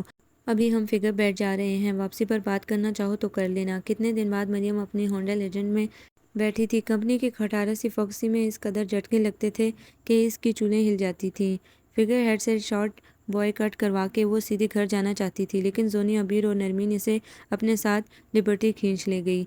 پریزے میں چکن سوٹ دیکھتے ہوئے اسے ایک مخصوص سی خوشبو محسوس ہوئی۔ گردن موڑ کے دیکھے بغیر ہی اسے معلوم ہو چکا تھا کہ 1 مین شو لگائے سگارلس کا دھواں فضا میں چھوڑتا یہ شخص ہرمز کے علاوہ کوئی نہیں ہے۔ وہ وہاں سے جانے کی کوشش میں تھی کہ عبیر اس کی آستین پکڑ کے بولی، لے لو نا یہ سوٹ، تم پر یہ رنگ بہت اچھے لگتے ہیں۔ بعد میں لے لوں گی، کہہ کر اپنا بازو چھڑانے کی کوشش کی، لیکن کپڑوں کی خریداری کی ماہر عبیر اتنی خوبصورت چکن ایسے ہی ہاتھ سے کیسے نکلنے دے سکتی تھی؟ کب لوگی؟ اس منحوس کمپنی کے آفس سے آنے کے بعد تو تم اپنے حجرے میں گھس جاتی ہو۔ خدا خدا کر کے آج باہر کی ہوا کھائی ہے، پھر پتہ نہیں کب نکلنا ہو، اس لیے آج ہی لے لو۔ میرا بازو تو چھوڑو۔ مریم چڑ گئی۔ آخر عبیر سمجھتی کیوں نہیں تھی؟ پاس ہی تو ہرمز کا 6 فٹ کا وجود موجود تھا۔ ایسے نہیں چھوڑنا نا بازو تمہارا، وہ بولی۔ پھر سیلز مین سے مخاطب ہوئی، آپ یہ سب سوٹ پیک کر دیں۔ مریم، پیسے تمہارے پاس تھے نا؟ نرمین نے پوچھا۔ ہاں، وہ دبے لہجے میں بولی۔ نکالو 1500 روپے۔ اس نے چپ چاپ پیسے عبیر کو پکڑا دیے۔ اس کے علاوہ کوئی چارہ کار نہیں تھا۔ اگر مریم ذرا بھی بچنے کی کوشش کرتی تو عبیر کی اتنی تیز آواز تھی کہ اس نے دکان میں موجود لوگوں کو نظر انداز کر کے شور کرنا شروع کر دینا تھا اور مریم کو قائل کرنے کی بھرپور کوشش کرنی تھی۔ مریم مڑی تو سگارلس کا دھواں سیدھا اس کے چہرے پر حملہ آور ہوا۔ آئی ایم سوری، ہرمز نے کہا۔ آل رائٹ، مریم نے تیزی سے نکلتے ہوئے کہا۔ وہ دل میں یہی دعا مانگ رہی تھی کہ ہرمز نے اسے نہ دیکھا ہو۔ اس کی ہونڈا لیجنڈ سامنے ہی پارک ہوئی تھی۔ اس نے کنکھیوں سے دکان کے اندر دیکھا۔ ہرمز ایک سیلز مین سے مصروف گفتگو تھا۔ وہ تیزی سے کار میں بیٹھ گئی۔ تمہاری بولتی اچانک بند کیوں ہو گئی تھی؟ ابیر نے اس کے ساتھ والی سیٹ پر بیٹھتے ہوئے کہا۔ پاگل لڑکی، مریم نے اسے ڈانٹا۔ ساتھ ہی ہرمز کھڑا تھا اور تم بولے جا رہی تھی۔ کہاں کہاں؟ تینوں نے اپنے سر کان کی طرف گھمائے۔ ارے لمبے بال والا وہ اسمارٹ سا، نرمین بولی۔ اس کے بال دیکھنے کے باوجود مجھے خیال نہیں آیا تھا کہ یہ ہرمز ہو سکتا ہے۔ اللہ کتنا اسمارٹ ہے، ابیر تحیر آمیز لہجے میں بولی۔ مریم نے کار فرسٹ گیئر میں ڈال کر آگے بڑھائی۔ کچھ ایسا جنگلی تو نہیں لگتا جیسا تم نے پہلے دن ڈنڈورا پیٹ رکھا تھا۔ مریم کے بیڈ روم میں جوسی سے لطف اندوز ہوتے ہوئے بھی یہی تذکرہ جاری تھا۔ بال بڑھائے ہوئے ہیں لیکن وہ چیپ اسٹائل نہیں ہے، عام لڑکوں والا جو بلو ڈائی کیے بغیر گھر سے قدم نہیں نکالتے اور فرٹیچر سی بائک پر بیٹھ کر خود کو ہیرو سمجھنے لگتے ہیں، نرمین بولی۔ عجیب سا حسن ہے اس کی لاپرواہی میں، ابیر نے کہا۔ آرٹسٹ ہے نا، اس لیے لاپرواہ رہتا ہے خود سے، زونی نے اندازہ لگایا۔ مریم نے آنکھیں موند لی۔ ہرمز کا سراپا اس کی نگاہوں کے سامنے پھر گیا۔ کتنا اچھا تھا وہ ہر لحاظ سے، کاش وہ اسی قدر ایماندار بھی ہوتا۔ وہ اتنا اچھا آرٹسٹ اور ڈیزائنر تھا کہ جس جگہ جاتا اسے ہاتھوں ہاتھ لیا جاتا۔ پتہ نہیں انسان کے دماغ میں دولت کی ہوس کہاں گھس جاتی ہے۔ اگر پہلی مرتبہ اس ہوس کے سامنے بند نہ باندھا جائے تو پھر یہ کبھی ختم نہیں ہوتی، بڑھتی ہی چلی جاتی ہے۔ اس کی جڑیں کینسر کے پوڑے کی جڑوں سے بھی زیادہ تیزی سے پھیل جاتی ہیں، پھر ان کا علاج کسی سرجن کے پاس نہیں ہوتا۔ ارے کدھر غائب ہو گئی؟ یہی ہو یا کہیں اور؟ ابیر نے اس کی آنکھوں کے سامنے ہاتھ لہرایا۔ ہاں ہاں یہی ہوں۔ چلو کھانا تیار ہے اور دادی جی کہتی ہیں کہ کھانے کو انتظار نہیں کروانا چاہیے، نرمین نے کہا۔ چاروں رات کا کھانا کھانے ڈائننگ روم چلی گئیں۔ آج اتفاق سے گھر کے تمام افراد ڈائننگ ٹیبل پر اکٹھے تھے، اس لیے کھانے کے بعد بھی خوش گپیاں جاری رہیں۔ آپ نے پھر ہائر اسٹڈیز کے متعلق کیا سوچا ہے؟ پاپا نے مریم سے پوچھا۔ میں تو اتنی مرتبہ کہہ چکی ہوں، آپ نے ہی کبھی توجہ نہیں دی۔ کوئی ضرورت بھی نہیں ہے توجہ دینے کی، دادی جی بولیں۔ اب جو کچھ پڑھنا پڑھانا ہے وہ ان لڑکیوں کی شادیوں کے بعد ہی ہوگا۔ دادی جی کو تو مجھ سے ویسے بھی خدا واسطے کا بیر ہے، مریم بڑبڑائی۔ دادی جی نے تم لوگوں سے کچھ نہیں لینا، شاید انہوں نے مریم کی بات کا کچھ حصہ سن لیا تھا۔ میں تو صرف یہ چاہتی ہوں کہ اپنی زندگی میں تم لوگوں کے گھر بستے دیکھ لوں۔ باقی لڑکیاں تو خیر اپنے اماں بابا کی ذمہ داری ہیں، لیکن مریم میری ذمہ داری ہے۔ خدا بخشے اس کی اماں کو مرتے وقت وعدہ دیا تھا اسے اس کی بیٹی کو زندگی کے سرد و گرم سے بچائے رکھوں گی۔ اب اپنی زندگی میں اس کا ہنستا بستا گھر دیکھ لوں تو سکون کی موت تو آئے گی۔ اماں کیسی باتیں کرتی ہیں آپ، خدا آپ کا سایہ ہمیشہ ہمارے سروں پر قائم رکھے، پاپا نے کہا۔ جیتے رہو، لیکن بیٹا زندگی کا کیا بھروسہ؟ میں نے صرف اپنے وعدے کو نبھانے کی خاطر تمہاری دوسری شادی پر اصرار نہیں کیا تھا، ورنہ کیا تمہاری چھت تعمیر کرنے کی مجھے آرزو نہیں تھی؟ دادی جی بولیں۔ صرف یہ سوچ کر کہ آنے والی اس معصوم جان کے ساتھ نہ جانے کیسا سلوک کرے، میں نے تمہارے ساتھ زیادتی کی۔ اب جب اتنی تپسیا کاٹ لی ہے تو جو تھوڑی سی بچی ہے اس کے لیے مجھے خوار نہ کرنا۔ مریم کو اس سمے دادی جی پر بے تحاشا پیار آ گیا۔ وہ محبت میں یہ سب کچھ کہہ رہی تھی، لیکن فی الحال شادی کرنا مریم کے لیے ممکن نہیں تھا۔ ابھی تو اس کے دل اور دماغ میں کشمکش جاری تھی۔ دادی جی آپ میری خوشی کے لیے سب کچھ کرنا چاہتی ہیں، لیکن ابھی میری خوشی اس میں نہیں ہے۔ میں تمہاری نہیں، تمہاری مرحومہ ماں کی خوشی کے لیے یہ کرنا چاہتی ہوں۔ میں نے کبھی وعدہ خلافی نہیں کی ہے، دادی جی نے کہا تو وہ منہ بنا کر رہ گئی۔ تم تو یقین کرو، میں جس سے تمہاری شادی کرنا چاہتی ہوں وہ تمہیں تمہاری سوچ سے بڑھ کر خوشی دے گا، اچھی زبردستی کی خوشی ہے۔ مریم چڑھ کر بولی۔ میں لینا نہیں چاہتی اور آپ دینے پر مصر ہیں۔ مرنے والوں سے کیے گئے وعدے زندہ رہنے والوں کی خوشیوں سے زیادہ اہم نہیں ہیں۔ مریم بیہیو یور سیلف، پاپا بولے۔ وہ غصے میں پاؤں پٹکتی کمرے سے نکل گئی۔ پتہ نہیں میری بات کوئی سمجھتا کیوں نہیں ہے، کتنا بوجھ ہے میرے ذہن پر اور میں کسی سے شیئر نہیں کر سکتی۔ کیا بگڑ جاتا ہرمز کا اگر وہ ایسا نہ ہوتا؟ اور ذرا اسے دیکھو، خود کتنے مزے سے زندگی گزار رہا ہے اور ساری فکریں میرے سر ہیں۔ اسے تو پتہ بھی نہیں ہوگا کہ ساری گڑبڑ اس کی پھیلائی ہوئی ہے۔ ابھی وہ یہ سوچ ہی رہی تھی کہ دروازے پر دستک ہوئی۔ یس، نرمین کمرے میں داخل ہوئی۔ تم واقعی مجھے پریشان لگ رہی ہو، خدا کے لیے نرمین اس وقت چلی جاؤ، تم مجھ سے ہر بات شیئر کر سکتی ہو، وہ رسان سے بولی۔ اب مریم اسے کیا بتاتی کہ وہ کسی سے کچھ شیئر نہیں کر سکتی۔ اگر وہ یہ کہہ دیتی کہ وہ ہرمز کے متعلق سوچ رہی ہے تو اس سے سب سے پہلے یہ سوال کیا جاتا کہ وہ کس رشتے، کس تعلق کی بنیاد پر اس کے متعلق سوچ رہی ہے، اور اس سوال کا جواب اس کے پاس نہیں تھا۔ تم چپ کیوں ہو؟ دادی بھی میری بات کیوں نہیں سمجھتی؟ کیونکہ تم نے انہیں سمجھانے کی کوشش ہی نہیں کی۔ میں ابھی شادی نہیں کرنا چاہتی اور دادی جی زبردستی اس پر مصر ہیں۔ میری بات کوئی سنتا ہی نہیں۔ تم منطقی لحاظ سے قائل کرو تو بات بنے، بجائے اس کے تم نے انتہائی بدتمیزی سے بات کی ہے دادی جی سے۔ میں ان سے سوری تو کر لوں لیکن وہ یہ سمجھے گی کہ میں راضی ہو گئی ہوں، حالانکہ ایسی کوئی بات نہیں ہے۔ اور خود سوچو نرمین، مجھے کیا ضرورت ہے کسی سے بدتمیزی کرنے کی، لیکن مجھے واقعی ان کی باتوں نے مجبور کر دیا تھا۔ اپنی بدتمیزی ان کے کھاتے میں تو مت ڈالو، نرمین بولی۔ میں تو تمہیں الاؤنس دے سکتی ہوں اس بات کا جو تم نے ہم میں سے کسی کے ساتھ شیئر نہیں کی، لیکن دادی جی تو ایسا نہیں کر سکتی نا۔ میرا ذہن پہلے ہی منتشر ہے، تم میری طرف سے سوری کر لو دادی جی سے، مریم نے کہا۔ انہیں کسی طرح سمجھا بھی دو، میں گئی تو پھر اور گڑبڑ ہوگی۔ اچھا، نرمین اٹھ کھڑی ہوئی۔ ابھی تو اتنے مسئلے اس کے سامنے تھے، وہ اس میں ایک اور مسئلے کا اضافہ نہیں کر سکتی تھی۔ اگر وہ خود دادی کے پاس جاتی تو خاموشی سے ان کا طویل لیکچر سننا اس کے لیے ممکن نہیں تھا۔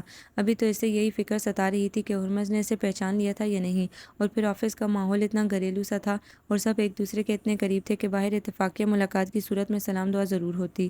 اگر کل ہرمز نے برسبیل تذکرہ یہ ذکر کر دیا تو اس سے ہرمز کو نظر انداز کرنے پر ضرور شرمندگی ہوگی۔ اس کی سوچیں ایک بار پھر اس وقت منتشر ہو گئی جب عبیر اور زونی اس کی خبرگیری کے لیے کمرے میں آدم کی۔ میں نے کہا کہ جا کر تمہاری مزاج پرسی کراؤں، وہاں سے تم تو اتنی آگ بگولا ہو کر اٹھی تھی۔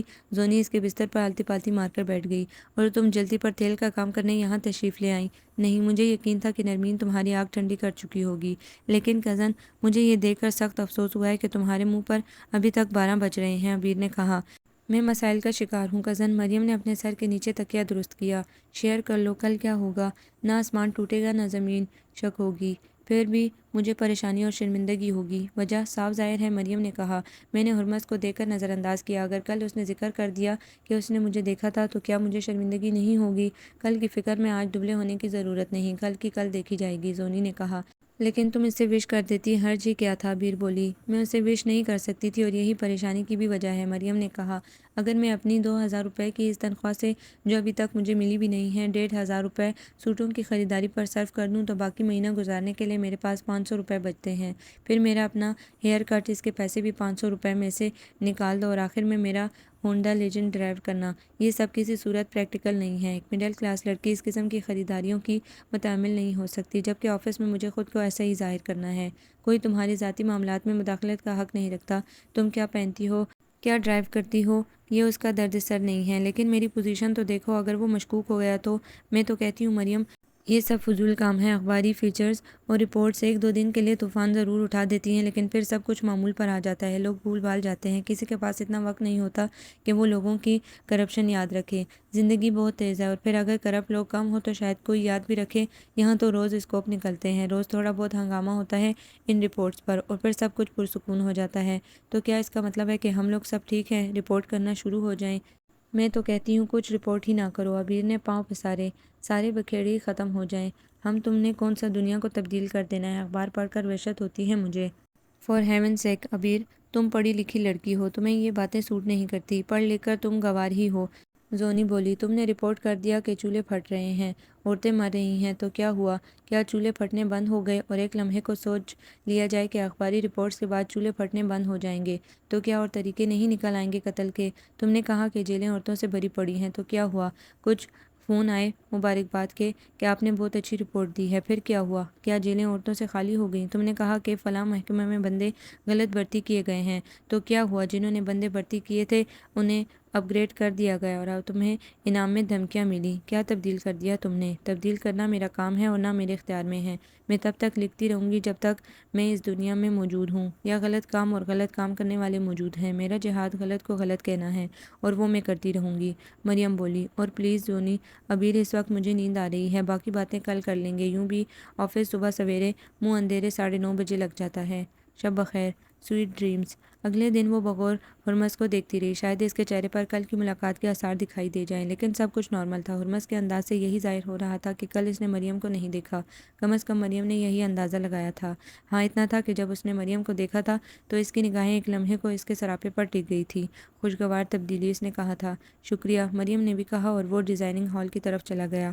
یوں تو پورا دن ٹھیک گزرا تھا، لیکن لگتا تھا کہ آج کل اس کے ستارے ہی گردش میں ہیں۔ اب اس میں مریم کا کوئی قصور نہیں تھا کہ انیسہ کو آج ہی آنا تھا۔ انیسہ اس کی وہ دوست تھی جس سے اس کی ملاقات سنو فال کے سیزن میں مری میں ہوئی تھی، وہ بھی سیزن گزارنے کراچی سے آئی تھی۔ ارے مریم، تم؟ انیسہ نے حیران ہو کر اسے دیکھا اور اس سے لپٹ گئی۔ تم یہاں کہاں؟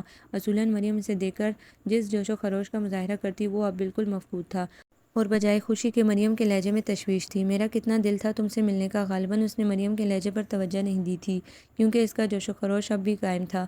اخبار کے آفس میں گئی تھی میں، وہاں سے پتہ چلا کہ تم کسی اسائنمنٹ پر ہو۔ گھر کا ایڈریس بھی مانگا ان سے، لیکن انہوں نے انکار کر دیا بتانے سے، کہنے لگے کہ میسج چھوڑ دیں، ہم انہیں بتا دیں گے۔ اگر انہوں نے مناسب سمجھا تو وہ انہیں گھر کا ایڈریس دینے کی ہدایت کر دیں گی۔ اس کے نان اسٹاپ اتنے سیکریٹس آؤٹ کر دینے پر مریم کو یقین ہو گیا کہ اب اس کے ساتھ بڑے پے آبرو ہو کر تیرے کوچے سے ہم نکلے والا حساب ہوگا۔ تم یہاں کیسے آئی؟ مریم نے تیزی سے اس کی بات کاٹی۔ ہرمز میرا فرسٹ کزن ہے۔ اس کی بات نے رہی صحیح کسر بھی نکال دی۔ تم یہاں جیولری ڈیزائن کروانے آئی تھی؟ اس نے مریم کو خاموش دیکھ کر پوچھا۔ اس کے جی میں آیا کہہ دے کہ شیطان اور صحافی دنیا کے کسی بھی گوشے میں جا سکتے ہیں۔ جہاں شیطان کی شراکت میں کام ہو رہا ہو وہاں صحافی کسی نہ کسی صورت ضرور پہنچ جاتے ہیں ان کی حرکتوں کا بھانڈا بیچ چوراہے میں پھوڑنے کے لیے۔ لیکن مصلحت کا تقاضا تھا کہ وہ اس قسم کی بات کر کے اپنے تابوت میں اپنے ہاتھوں سے آخری کیل نہ ٹھوکنے۔ یوں بھی وہ خوشگمان تھی۔ شاید اب بھی سب ٹھیک ہو جائے گا، سب نہ ہو تب بھی شاید کچھ ٹھیک ہو جائے۔ یہی سوچ کر اس نے اپنے ہونٹوں پر ہمیشہ کی طرح چمکیلی مسکراہٹ سجائی۔ ہم تو یہیں کے لوگ ہیں، ایک جگہ نہ ملیں تو دوسری جگہ مل جاتے ہیں۔ ہماری حیرانگی نے ہمیں آداب مہمانی اور مہمانداری تک بھلا دیے ہیں۔ ابھی تو میں جلدی میں ہوں ورنہ ہم دونوں اپنے حصے کے یہ کام ضرور کرتے، لیکن جس وقت موقع ملا ہم یہ کام ضرور کریں گے۔ تم صرف مجھے اپنے گھر کی جنرل لوکیشن سمجھا دو، میں ضرور آؤں گی۔ گلبرگ مین بلیوارڈ پر گلبرگ سینٹر کے مقابل ہمارے گھر کی بیک پر گوئٹے انسٹی ٹیوٹ کا ایک پہلو ہے۔ اچھا میں سمجھ گئی، وہ پتھروں سے بنا ہوا بڑا سا مکان۔ بالکل وہی، مریم بولی۔ تم کب تک ہو لاہور میں؟ کچھ کہہ نہیں سکتی، شاید زیادہ دن رہوں۔ جب بھی ممکن ہو ضرور آنا۔ کوئی اور وقت ہوتا تو مریم انیسہ کو حق میزبانی ادا کیے بغیر نہ جانے دیتی، لیکن اس وقت صورتحال اس کے حق میں نہیں تھی۔ وقتی طور پر تو اس نے انیسہ کو ٹال دیا تھا، لیکن آخر وہ ہرمز کی فرسٹ کزن تھی۔ اگر کبھی وہ ہرمز سے برسبیل تذکرہ اس کا ذکر کر دیتی تو کیا ہوتا؟ اب یہ اس کے لیے بہت ضروری ہو چکا تھا کہ وہ جلد از جلد انکم ٹیکس معاف فائلوں کے کاغذات حاصل کرے۔ یہ کاروبار قیمتی پتھروں اور جواہرات کی غیر قانونی اسمگلنگ کا ہو سکتا ہے، لیکن اس کے پاس کوئی ثبوت نہیں تھا۔ وہ خود کو زیادہ سے زیادہ 2 دن دے سکتی تھی۔ پوری کوشش کے باوجود وہ آخری 1 گھنٹے کے اس ورکنگ آور میں کچھ بھی معلوم کرنے میں ناکام رہی۔ گھر میں بھی وہ بہت اپسیٹ تھی۔ وہ ہرمز کو بھی ان کاموں سے منع کرنا چاہتی تھی، لیکن تمام تر خوشگمانی کے باوجود وہ جانتی تھی کہ اس قسم کا کاروبار کرنے والے لوگ محض ایک لڑکی کی نصیحت پر عمل نہیں کر سکتے۔ اس کی نگاہوں کے سامنے وہ تمام لمحات گم گئے جب وہ ہرمز سے ڈکٹیشن لینے کے لیے اس کے کمرے میں گئی تھی۔ اس سمے ایک لمحے کو وہ اسے بہت اچھا لگا تھا۔ اسے کوئی اور شخص کبھی اتنا اچھا نہیں لگا تھا، لیکن اگلے ہی لمحے اسے اس شخص سے نفرت محسوس ہونے لگی تھی، شدید نفرت اور پھر بے بسی۔ اس کے سامنے ایک شخص اپنی خوشی سے دلدل میں دفن ہونے والا تھا۔ وہ اسے بے بسی سے ڈوبتا دیکھ رہی تھی۔ تکلیف دہ امر یہ تھا کہ وہ اسے بچانے کی کوشش بھی نہیں کر سکتی تھی۔ اگر کوئی خوشی خوشی زہر کا پیالہ پی رہا ہو، یہ جانتے ہوئے بھی کہ وہ زہر پی رہا ہے، تو کوئی اس کے لیے کیا کر سکتا ہے؟ اس کے لیے اس فراڈ کمپنی کی رپورٹنگ کرنا تو مشکل نہیں تھا، لیکن ہرمز کی شخصیت کے گھناؤنے پہلو سامنے لانا اس کے لیے ضرور تکلیف دہ تھا۔ میں پیشہ ورانہ بددیانتی نہیں کر سکتی۔ بالآخر وہ بستر سے اٹھ کھڑی ہوئی۔ جو برا ہے وہ برا ہے، ہر قانون ہر اخلاق کے روح سے، اور جو برا ہو اسے برا نہ کہنا معاشرے کو مزید انتشار میں مبتلا کرنا ہے۔ وہ ٹائپ رائٹر کے سامنے بیٹھ کر اس میں صفحے لگانے لگی۔ اسے چند یادداشتیں محفوظ کرنی تھی اور پرسوں تک رپورٹ ہر حال میں اخبار کے آفس میں پہنچانی تھی۔ اسے احساس تھا کہ وہ ایک غلطی پہلے ہی کر چکی ہے۔ جب وہ ہرمز سے اکاؤنٹ کی دوسری فائل میں لگانے کے لیے کاغذات حاصل کر سکتی تھی، اب وہ کسی دوسری غلطی کی متحمل نہیں ہو سکتی تھی۔ صبح وہ بہت نارمل طریقے سے جیول کے آفس میں گئی۔ آج اس جاب میں اس کا آخری دن تھا۔ جاتے ہی سب سے پہلے اس نے اپنا استعفیٰ ٹائپ کیا۔ ہمیشہ کی طرح آج بھی اس کے پاس بہت سا فارغ وقت تھا۔ قریشی صاحب، آپ نے بزنس ایڈمنسٹریشن پڑھ رکھا ہے نا؟ اس نے باتوں ہی باتوں میں پوچھا۔ جی میں نے امریکہ سے ڈگری لی ہے۔ پھر تو آپ کو یہ کام بہت آسان لگتا ہوگا۔ ہر کوئی تو امریکہ سے ڈگری نہیں لے سکتا، اور آپ نے تو اتنا اچھا سنبھالا ہوا ہے تمام انتظام۔ اس نے ساتھ ساتھ مس کا پالش لگانا ضروری خیال کیا۔ ویسے کمپنی بھی تو چھوٹی سی ہی ہے۔ یہ بات بلڈنگ اور کمروں کی نہیں ہوتی، بزنس کی ہوتی ہے۔ بہت بزنس کرتی ہے ہماری کمپنی، آپ ہی کے دم سے چل رہی ہے۔ فریدے اور بہزاد تو کبھی کبھی ہی شکل دکھاتے ہیں، اپنی زیادہ تر ٹورز پر ہی رہتے ہیں، اور ہرمز کو دلچسپی ہی نہیں ہے بزنس سے، وہ بولی۔ پتہ ہے جب میں یہاں آنے لگی تھی تو میرا خیال تھا کہ بھلا اس قسم کی کوئی فرم اتنی بزنس بھی کر سکتی ہے کہ اپنے ملازمین کو اچھی تنخواہ دے سکے۔ بزنس تو بہت اچھا دیتی ہے یہ کمپنی، محنتی لوگ ہیں یہاں کے۔ جی بالکل، لیکن اب بھی کبھی بھی مجھے حیرانی ہوتی ہے کہ ایسا بزنس بھی شروع کیا جا سکتا ہے۔ اس نے کہا، میں بھی MBA کرنا چاہتی ہوں، لیکن چاہتی ہوں کہ پہلے کچھ بزنس کے بارے میں سیکھ لوں۔ ضرور ضرور، مجھ سے جتنی مدد ہو سکی میں کروں گا۔ تھینک یو قریشی صاحب، وہ بولی، لیکن سب مجھ سے کہتے ہیں کہ بزنس میں بہت فراڈ ہوتے ہیں، تم کبھی نہیں پڑھ سکو گی یہ کچھ۔ ارے نہیں، فراڈ کیوں ہونے لگے؟ کہیں کہیں کچھ ہلکا پھلکا کام تو چلتا ہی ہے۔ قانون میں بھی تو بعض اوقات بیجا سختی ہوتی ہے نا، تو کیا یہ ہلکا پھلکا کام کرنا بھی سلیبس کا حصہ ہے؟ اس نے معصومیت سے پوچھا۔ ارے نہیں، یہ سب تو تجربہ سکھاتا ہے۔ پھر آپ کب سے شروع کریں گے مجھے بزنس کے گڑ سکھانا؟ جب آپ کہیں گی۔ قریشی صاحب فراغ دلی سے بولے۔ یوں بھی مریم کی مسکراہٹ کی تاب لانا قریشی صاحب جیسے کہ بس کی بات نہیں تھی۔ ہرمس نے ایک دن چند کاغذات دیے تھے اکاؤنٹ کی دوسری فائل میں لگانے کے لیے، لیکن آپ اس وقت تک جا چکے تھے۔ اچھا، قریشی صاحب نے ذہن پر زور دیا، وہ فائل تو انہی کی دراز میں پڑی رہتی ہے، شاید اس دن آپ کے پاس ہو۔ مشکل ہے، رہتی تو وہ انہی کے پاس ہے، ویسے بھی مجھے اس کی ضرورت نہیں پڑتی۔ اچھا قریشی صاحب، میں ذرا سمینہ سے گپ شپ کر آؤں، کوئی کام ہو تو مجھے ڈیزائننگ ہال سے بلوا لیجیے گا۔ آپ فکر نہ کریں، آرام سے جائیں، باقی دونوں اسٹینو بھی تنخواہ لیتے ہیں۔ وہ تیزی سے کمرے سے نکل گئی۔ اسے یقین نہیں تھا کہ قریشی صاحب دوسری فائل کے متعلق اتنے آرام سے بتا دیں گے۔ ہرمس کی میز کی دراز سے فائل نکالنا کوئی مسئلہ نہیں تھا، وہاں ہر کوئی آتا جاتا رہتا تھا، اور خود ہرمس دن کا آدھا حصہ ڈیزائننگ ہال میں گزارتا تھا۔ کچھ ڈر تھا تو قریشی صاحب کا کہ کہیں وہ ڈیزائننگ ہال میں اس کا بلاوا نہ بھیج دیں۔ وہ ان کا انتظام بھی کرائی تھی۔ مطمئن انداز میں چلتے ہوئے وہ ہرمس کے کمرے کی طرف بڑی، ملازم ساتھ کچن میں ہرمس کے لیے کھانا تیار کرنے میں مصروف تھا۔ وہ اسی کی طرف چلی آئی اور فریج سے پانی کی بوتل نکال لی۔ کیا پک رہا ہے آج؟ جی بھنڈی بنا رہا ہوں۔ اس نے گلاس مریم کی طرف بڑھایا۔ صاحب کھا لیتے ہیں بھنڈی؟ جی، انہیں تو خبر بھی نہیں ہوتی کہ پلیٹ میں کیا رکھا ہے، بہت لاپرواہ رہتے ہیں خود سے۔ ٹیسٹ گلینڈ نہیں ہے تمہارے صاحب کے؟ جی، اللہ کا دیا سب کچھ ہے، وہ بھی ضرور ہوں گے ان کے پاس۔ اس نے سادگی سے کہا تو مریم کے لیے اپنی ہنسی روکنا مشکل ہو گیا۔ میں کہہ رہی تھی کہ تمہارے صاحب کو ذائقوں کا بھی پتہ نہیں چلتا کیا؟ جی کیا خبر، وہ تو برسوں سے ہی ایسے ہیں۔ کیوں؟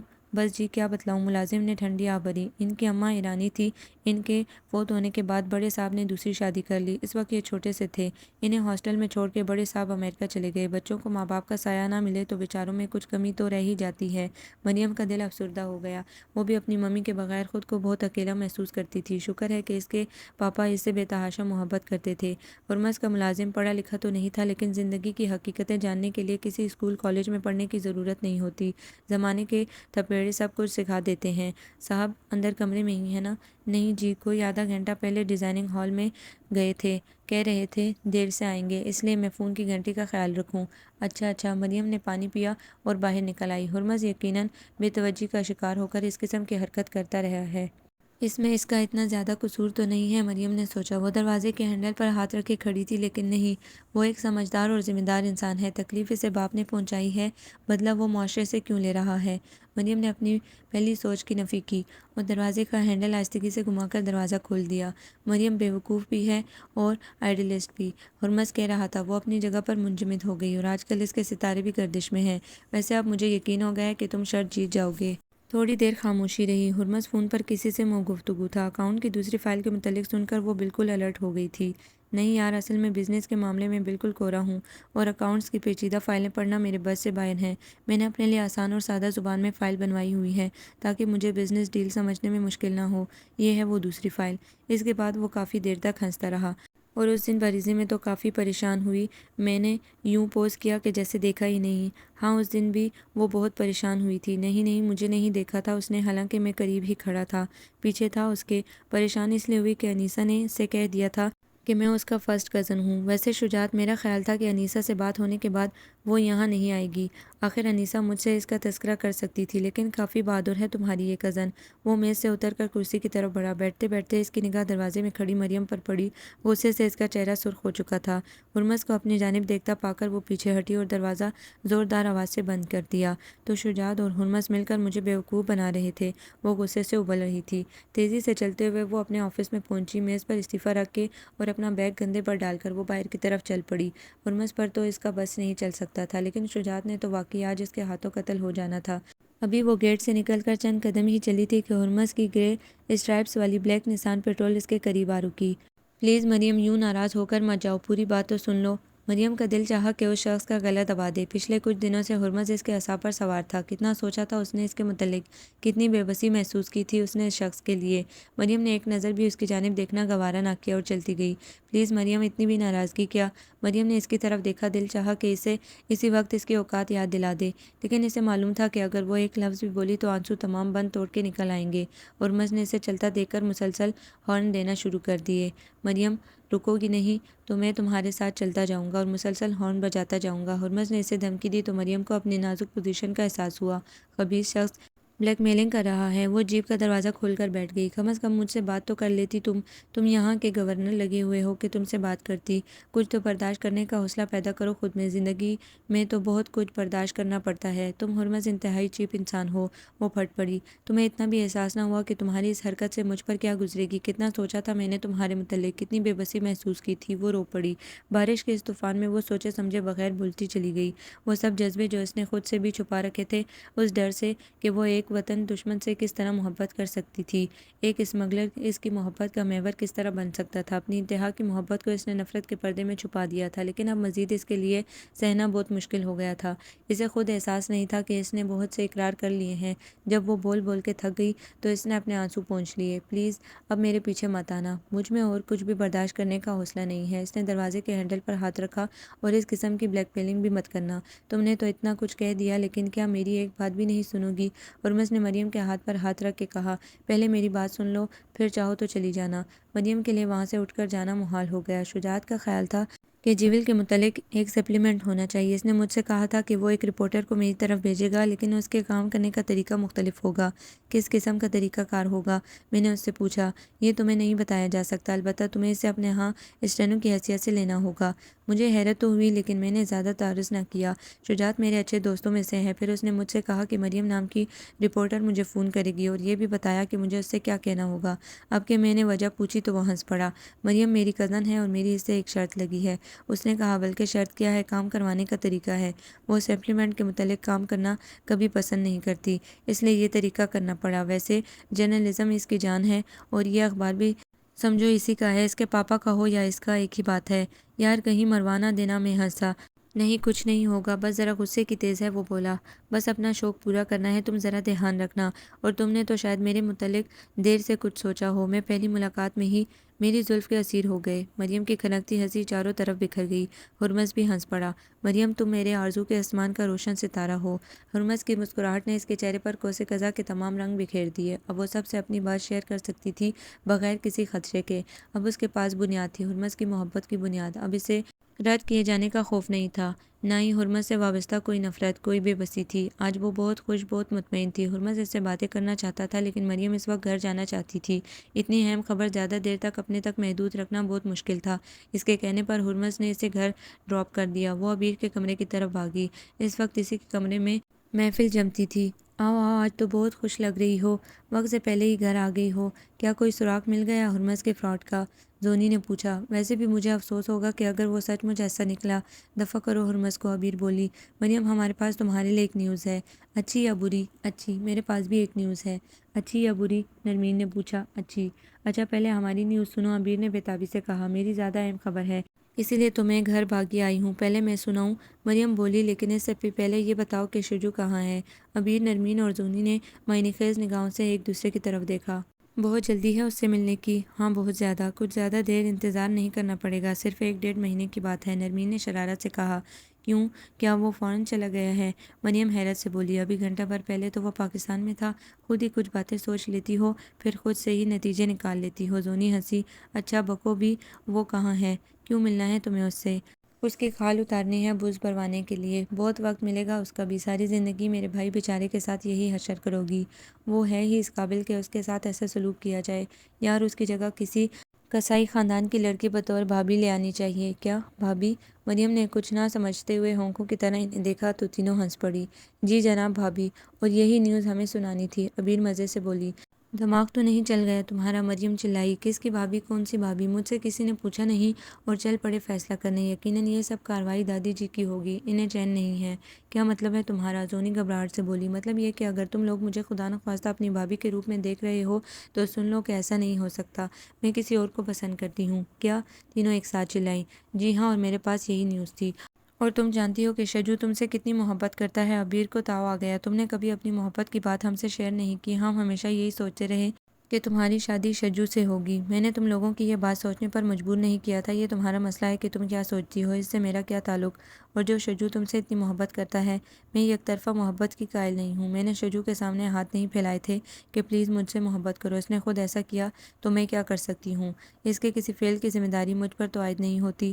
جانتی ہو کہ گھر میں کیا طوفان آئے گا، یہ بزرگوں کا فیصلہ ہے، اس میں طوفان کی کیا بات ہے؟ اگر بزرگ شجو کی محبت کا خیال کر سکتے ہیں تو میری محبت کا کیوں نہیں کرتے؟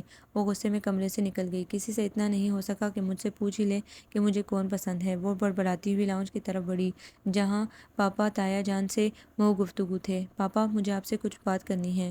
تو آئیں بیٹا بیٹھیں اور بات کریں۔ نہیں پاپا یہاں نہیں، میرے کمرے میں، وہ بولی۔ پھر پاپا کو متذبذب دیکھ کر اس نے ان کا بازو تھام لیا۔ آئیں نا پاپا، آپ بیٹھیں بھائی جان، میں ذرا اس کی بات سن کر آتا ہوں۔ پاپا مجھے عبیر نے کچھ بتایا ہے، اپنے کمرے میں پہنچ کر اس نے کہا۔ ہاں میں نے اس سے کہا تھا پاپا، یہ یقیناً تجویز ہوگی۔ نہیں بیٹے یہ فیصلہ ہے، مجھ سے پوچھے بغیر مجھ سے متعلق کوئی فیصلہ کیسے ہو سکتا ہے؟ اس لیے کہ مجھے آپ پر اعتماد ہے۔ پاپا اعتماد تو مجھے آپ پر بھی ہے کہ آپ بھی میری مرضی کے بغیر اس قسم کا فیصلہ نہیں کریں گے، تو کیا آپ یہ نہیں چاہتی؟ نہیں پاپا، اس نے سر جھکا لیا۔ کیوں؟ پاپا فی الحال اس کیوں کو رہنے دے۔ وہ چاہنے کے باوجود انہیں ہرمز کے متعلق نہ بتا سکی۔ اس کیوں کی ہی تو بنیادی اہمیت ہے پاپا، اس کی وجہ کچھ بھی ہو سکتی ہے، محض اتنی بھی کہ مجھے شجو پسند نہیں۔ انتخاب میرا حق ہے۔ آپ کوئی متبادل بتائیں گی تو چوائس کا حق آپ کو مل سکے گا، لیکن اگر کوئی متبادل نہیں ہوگا تو چوائس کیسی؟ پاپا متبادل تو بہت ہیں، شاید ہوں گے، لیکن یہ اماں کا فیصلہ ہے اور انہوں نے آج تک مجھ سے کچھ طلب نہیں کیا، تو طلب کی اس قربان گاہ پر میری قربانی کیوں؟